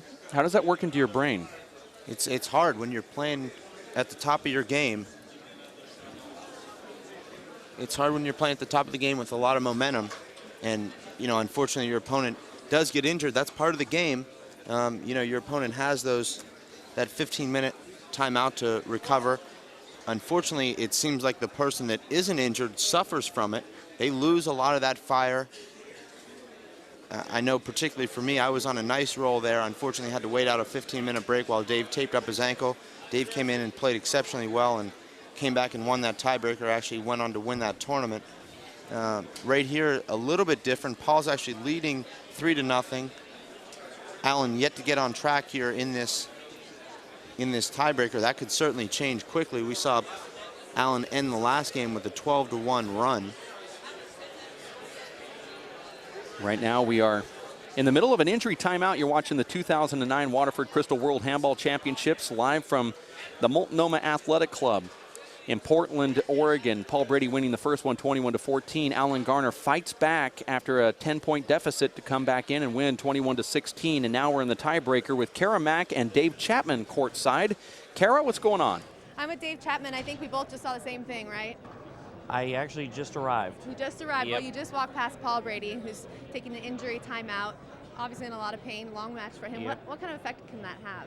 Well, I did see him wincing in pain, and if that injury is reoccurring, it's definitely going to be on his mind, and also it's going to hurt his physical ability to move around the court. And to beat a great player like Allan Garner, he's going to have to really bounce out of that injury and not think about it. Is it in his best interest right now that he's already made it to the tiebreaker, that he already has that one game in his pocket, and this is kind of the end right now to pull it off? Yep, Allan is definitely going to have the momentum going into the tiebreaker. Knowing that Paul's a little weak and injured, it's going to give him more adrenaline and definitely probably the guts to try and eke this out. Seeing him back there, he didn't look nervous. He didn't look like he was wincing too much, but really doing the job of stretching it out, looking like he was in pain, but still really determined, still looking like he's going to come out here and play hard. Yeah, Paul's going to fight with every ounce that he has. He's a great champion, and he's going to give everything that he can in this tiebreaker. Coming into this injured and making it through the entire week, beating people by single digits until yesterday with Emmett scoring 13, and then right now Allan giving him a run for his money. But isn't it incredible with such a player and an injury how athletic he must be? Yeah, I think the injury wasn't really that bad on him this whole week. He wasn't having to put out too much effort. And now, when you get into a deep match and you use all the different muscles and things, it looks like it's coming into effect for him. Talk about Paul's game, what it's like compared to Allan's game, compared to someone like your game. Paul is a very strong player. He shoots the ball a lot. He's got two incredible hands. He's one of the players that's definitely ambidextrous, and he's good from anywhere on the court. There's no real weakness that Paul has, and to outplay him and to beat him, you've got to be on the top of your game. How do you feel coming back into the game, getting into the mix of it all? You've been here for quite a few years now, or a couple years, back into it. Feeling good? Yeah, my right arm is definitely hurting me a lot, and I think once I get over that injury, I'll be right back close to the top. Glad to be back. Yeah, definitely. All right, well, hopefully Paul will make it out here soon. Any advice to Allan or Paul? My advice to Allan would be keep doing what you're doing and play your game. Don't worry about Paul's injury. And my advice to Paul would be to not think about the injury and go in and play his game. Who are you rooting for on the sidelines? I'd like to see Allan pull it off. Yeah. Why is that? Allan was one of my students. I've coached him before, and it would be great to see him take a world championship. Do you know what that says to me? Don't you feel old? Yeah, I am old. I coach that guy who's out there right now, out for the world championship. Yeah, absolutely. All right, well, good luck to Okay. Allan, and thank you so much for talking. All right, no problem. Hey, Kara, before you get rid of Dave, have him show his back of his shirt there to Jeff Kastner. Have him what? Have Dave flip around so Jeff can see the reverse side of Dave's shirt. We see the front that says DC knows handball. DC knows handball, and they want you to turn around. Check out the back. Oh, look at this promo, DaveChapmanHandball.com. DaveChapmanHandball.com. Okay, that's what it benefit. says. Yep. I just couldn't read it from here. Okay. You were helping him with that promotion there, Dave. I know. You know, I don't know, I thought Dave. you wanted to see the fit of his jeans there. Yeah, that's does look pretty good. He does look good for an aging man. It was convenient that he panned down on the camera for you to see that, Dave. It's funny how Jeff and I work in cahoots on that. DaveChapmanHandball.com. You can go to that website while you're on the internet waiting for this injury timeout. If you just tuned in, you're probably wondering what's going on. We're at about 8 more minutes left of that injury timeout with no sign of Paul Brady coming into the court here. He has a high upper quadricep tear. The report from his physician said that it is about 2 to 3 inches off the bone, and it's going to require surgery when he gets back home.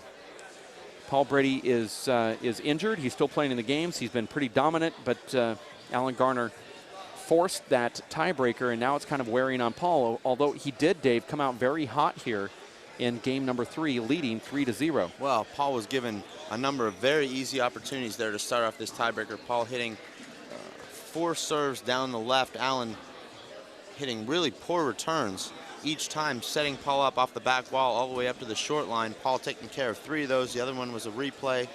Allan serving once, and Paul quickly getting him out.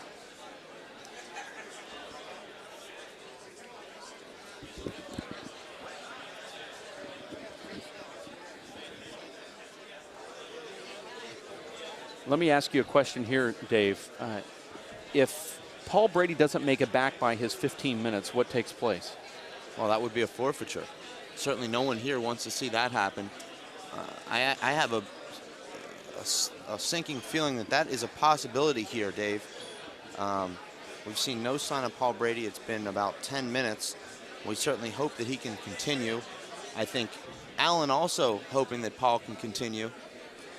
Now, we saw that this, you know, we talked to you about it. Dave Chapman kind of alludes to it. It can hurt Allan Garner in a way if he's out here just doing what he's doing right now and just trying to stay focused on the game. But I like what Allan's doing a lot right now. I like Allan staying in that court. He's staying warm. Paul's going to have to come in the court. He's going to be cold. He's also injured. Allan's maintaining that focus. He's thinking about what he's doing. He's thinking about what he did so well there to close out that second game. This is certainly a tough spot. Obviously, the advantage is with Allan Garner right now. Allan won that second game convincingly, closing it out with a 12-run run after trailing 15-8. I'll tell you right now, if Paul Brady does make his way back to the courts here, you are going to see a round of applause from the crowd here, much like Willis Reed or Larry Bird in the NBA. Here's Paul Brady Here now. comes Paul. And when they recognize this, the crowd's going to start clapping, and there they go. I still don't think the crowd completely knows that Paul's coming, but they will erupt because they're pretty educated here in Portland when he takes a step onto the court. Landon Curry is operating that door down there, very congested in the front row. And here it comes, a round of applause for Paul Brady, who's now making his way back into the court. The world champion, the U.S. national champion, the Irish national champion. Paul, a lot like Jason Bourne, he just appears, he's like an assassin.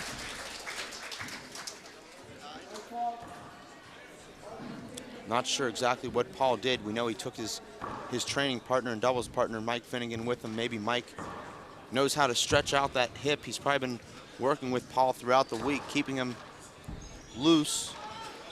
Paul kind of dragging that leg behind him as he takes a step here. He's ready to play, trying to pump himself up. You have to remember, all of the momentum was with Paul Brady before he called that injury timeout. There's only 5 minutes left of that injury timeout, too, just so you know. Play is back in. 0 serves 3.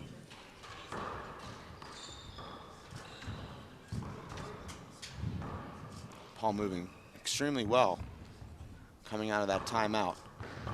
And the crowd loves that shot from Paul Brady. You see Paul closing and moving forward 3 separate times during that rally, ending it with that flat kill from his stomach. Tremendous shot there from Paul.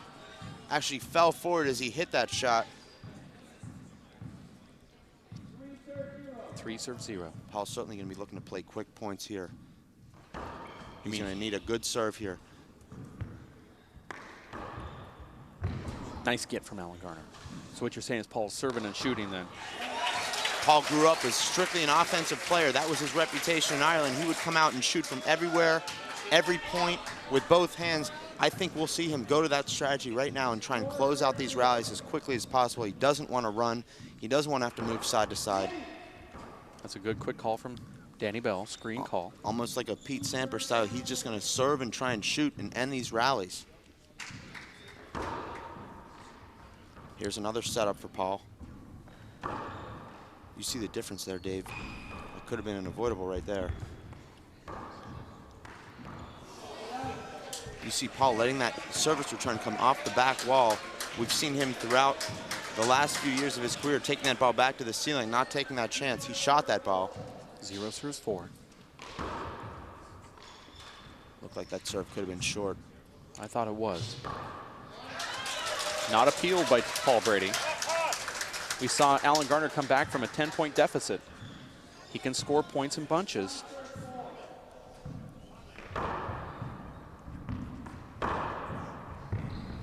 Boy, that ball just darted off that back wall. That one's going to make it, and it does. Paul Brady was there. He thought. Allan pointing at that side wall, saying that ball took a bad bounce off the side wall. Allan said it immediately before he even swung. He recognized that.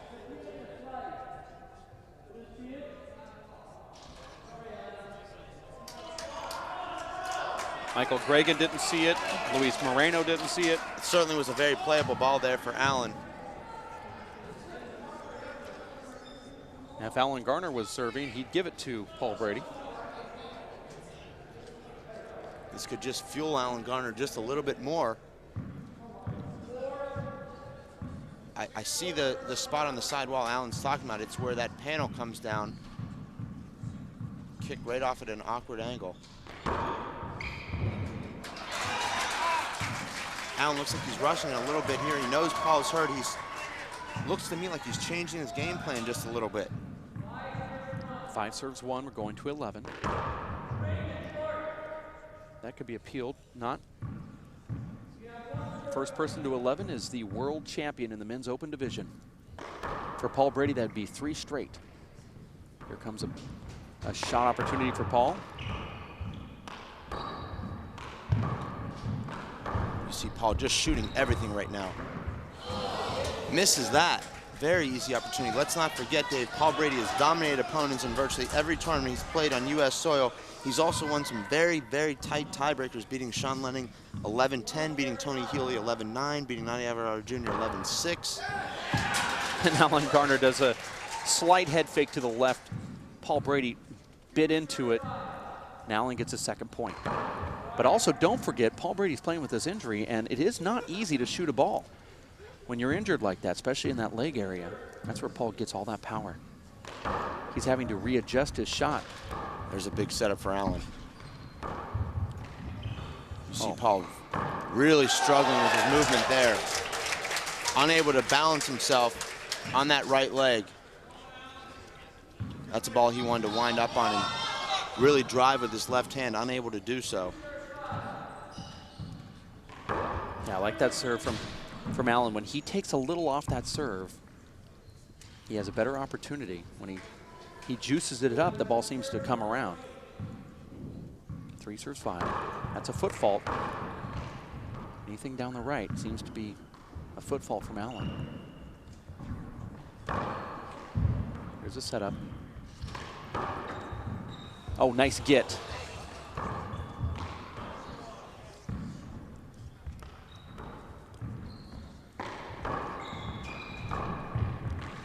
This is a nice rally right here, Dave. Set up for Paul Brady.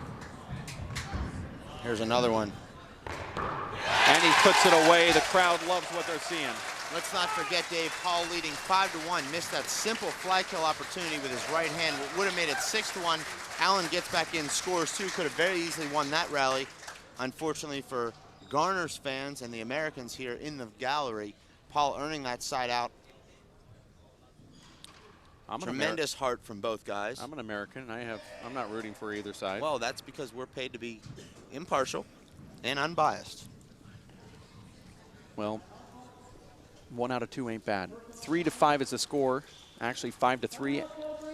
Paul Brady taking his first timeout. That other one was an injury timeout. Now he's trying to make his way out of the court here. It's the 2009 Waterford Crystal World Handball Championships with Kara Mack somewhere in the building. What do you see? Where are you at? What's going on, Kara? Huh? I'm with Dr. Garner again, Allan's mom. How do you feel right now during this timeout with the injury going on? I can only assume that Allan also wants everything to end as far as Paul being healthy and this being a good match. Right. I want it to be a fair match. I want Allan or Paul to win in the right way. Nobody wants to win with because of an injury or win because someone had an injury. What do you think's going through Allan's head right now? I think the regular stuff, he's just focusing on his game. How is he good at focusing as far as not letting anything like this mentally get to him? He's a pretty contained guy when he needs to be. He can focus. He's very good. Thank you very much, Doctor. And you do notice a lot down here in the crowd, people really cheering for Garner, being American and all, but since Paul has come back in with this injury, the crowd is really supporting him. Does want this to be a healthy, fair match. Here's the score, 5-3 going to 11. Thank you, Kara. I like what Dr. Garner says to Kara, that Allan's pretty contained as a person.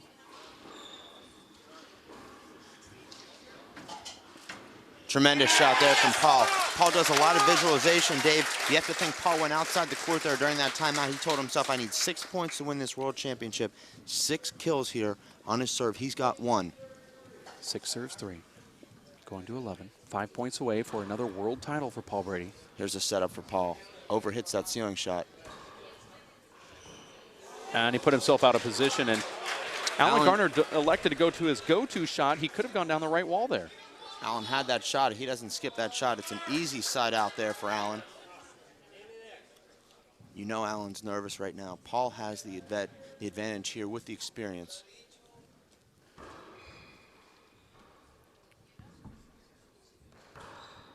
Paul just crushing that ball back down the right side with a reverse on it, Dave. 78 miles per hour there on the radar gun. Paul finds it, uses that huge heart that he brings to every match and just turns and crushes that ball straight down the right. Allan Garner not nearly as comfortable right now as he was there at the end of the second game. Very similar situation. Paul 6 points from the win during that timeout at 5-3. Also 6 points from the win in the second game, leading 15-8. Now Paul just 3 points from the win. You're watching the 2009 Waterford Crystal World Handball Championships, sponsored by the United States Handball Association, sanctioned by the World Handball Council, and the United States Handball Association, of course, also sanctioning that event. We appreciate you for tuning in to the live webcast via the Nifty TV viewer and WePlayHandball.com. The World Players of Handball giving you the opportunity to watch this live via the internet feed. And all of those supporters that helped out financially to allow this to get over the internet. Certainly this lead not insurmountable. We saw Paul Brady trail Sean Lenning 9-4 at the Simple Green US Open 2007. Came back and won that match. Paul Brady 3 points away. 8 serves 3.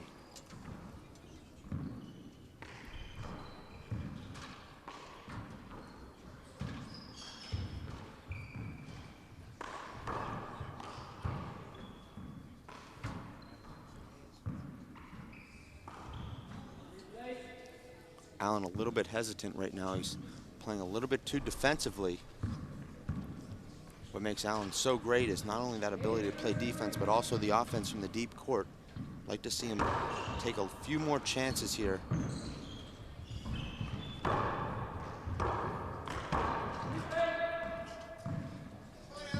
Good quick call from Danny Bell.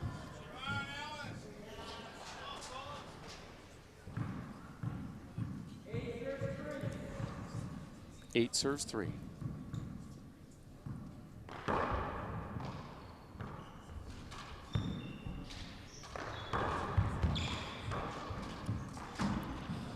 Paul mishits that ball. That ball would have been a setup for Allan had it made it. Hits that ball too high up on the right side, on the left side wall. 3 serves 8.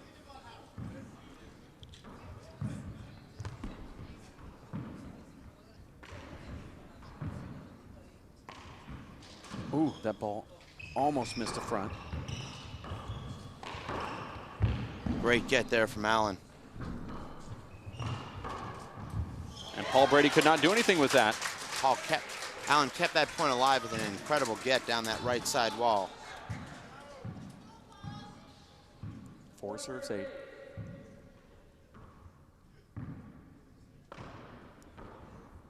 Here's a setup for Allan. Great strength there from Paul, able to flip that ball. All these great athletes, they've talked so much about playing 1 point at a time. How can you play 1 point at a time when you know you're just a couple of points away from winning the world title? In Allan Garner's case, 7 points away from being the world champion. 8 serves, 4 right here. Tiebreaker to 11. Short ball, good call. Paul appealing that serve. It was short.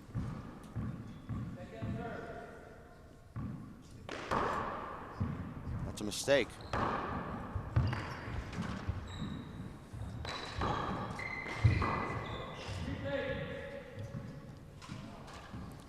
Allan just didn't fight through that. I think if he would have fought through it, Danny that Bell would have was given it to clearly a him. hinder, but Allan had 2 setups before that hinder call.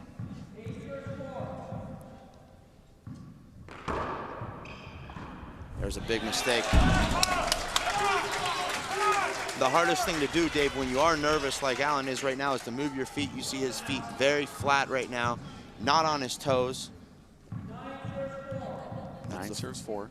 Hardest thing to get going are your legs when you feel those butterflies. Good call there from Danny. There was a quick look up there from Paul Brady, but then Allan actually got his hand on it. And was a little bit of contact there. 9 I think we're going to see Paul go with that reverse down the left right here, take a little bit off of it. I thought he was going to go down the right.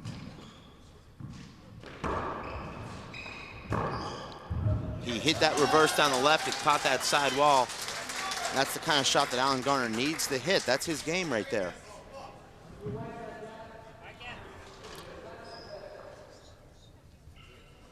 We've heard all of Allan's support team saying, just play your game. That is his game right there. That's what makes his game so special. 4 serves 9. I like how Allan's able to fight that ball off and he just punches that down the left wall. That's his bread and butter, too. 5-9 now. Gallery getting a little bit more tense with every point Allan scores. That's okay. Allan wants to play that over. Not a great serve there from Allan. Allan looks like he's overhitting that reverse just a little bit. Down the left. Has been unable to straighten that ball out down that left side wall like he'd like to do. Once that ball bounces into the left side wall, Paul Brady able to unload on it, puts Allan on the defensive. Scores 5-9. That's a good serve there. Oh, wow, and Allan had the shot he wanted. Allan looked like he just at the last second backed off of that ball and hit it off his back foot. Comes up just short.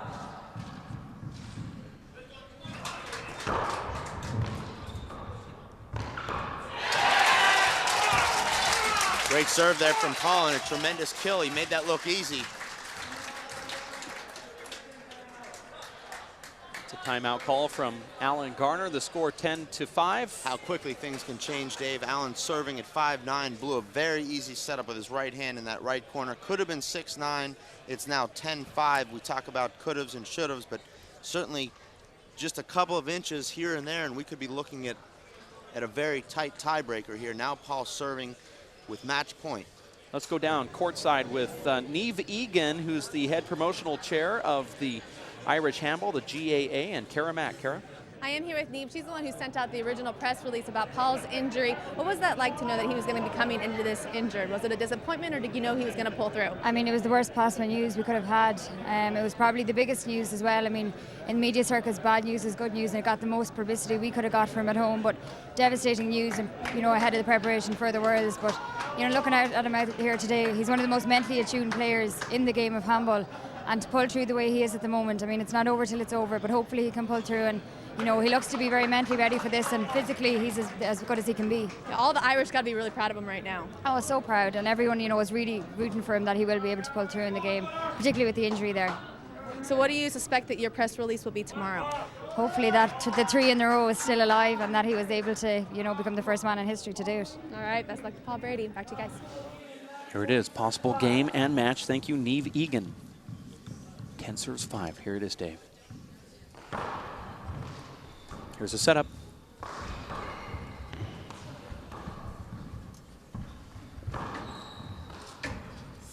And it's Allan a side gets out. it. He loves those corners. He hits that right hand into that left corner. It's going to be very difficult to score 6 points with Paul's 10.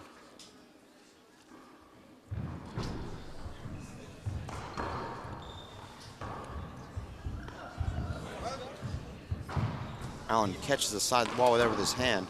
Paul with a big mistake. Incredible get there from Paul. Allan chooses to wrap that ball with Paul on the ground. Surprising. That's a nice, safe shot. Oh, wow. It's a good call there from Danny Bell. Let that play continue on the first shot. Gave Allan that shot with his left hand. Paul Brady is leaving it all on the floor today. We all know just how hard it is to kill the ball when you're down match point. Even the great Allan Garner struggling to find his kills here late in this tiebreaker. This place is absolutely packed. 5 to 10, tiebreaker to 11. That's a good call. Allan Garner from San Antonio, Texas. Paul Brady from Mullahorn, County Cavan, Ireland. Paul hops that ball right into Allan, gets the setup. That ball squelched out there, Dave, on that right side wall. Paul and everyone else thought that ball was going to hit the back wall, then the right side wall. He was going to have a setup with his right hand. You're watching the 2009 Waterford Crystal World Handball Championships from the Multnomah Athletic Club in Portland, Oregon, the Great Pacific Northwest, sanctioned by the United States Handball Association and the World Handball Council, streaming live over your computer by the World Players of Handball, the WPH, at WePlayHandball.com. We advise you to become a member of the USHA and the WPH. Get your membership today. There's a serve from Paul from Paul read that Garner. serve down the right from Allan.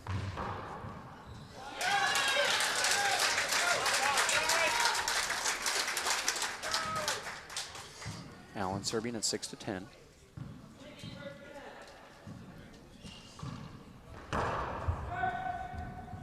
There's also a foot fault there. Just over the line on the serve.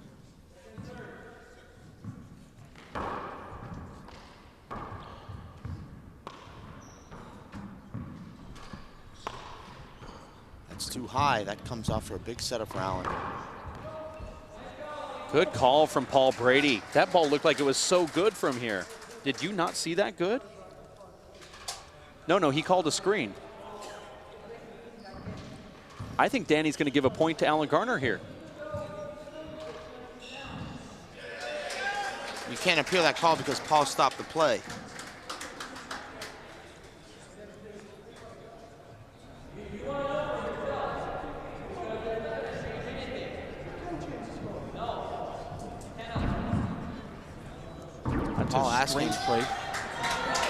Paul asking for an appeal on his double bounce that he called, but once you stop the play, the point's over. That's a strange play right there, 7 to 10. And that goes back to what you said earlier. We'll talk about that in a minute. Here's a setup for Allan Garner. And he skips it in.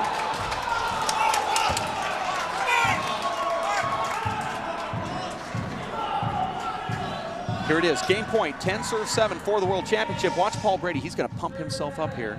Watch his head. Good serve right there, and he got it.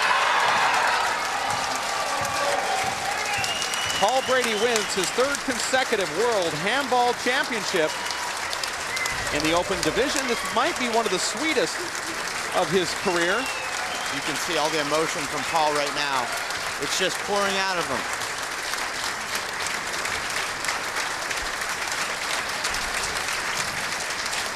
There's so many people that are watching right now. For this generation, Paul Brady is the greatest player they've seen. He's a true champion. Paul guts that out against an incredibly formidable opponent. Allan Garner proving he's one of the best in the world. He went toe-to-toe with the best in the world. Paul Brady retains his crown as world champion. The score in the first game, Paul Brady wins 21-14, loses in the second 21-16, and now takes the tiebreaker 11-7 with a charging, resurging Allan Garner, who is coming back there. Paul now sitting down, trying to relieve some of this emotion as we're going to try to get Karamak and Paul on the microphone.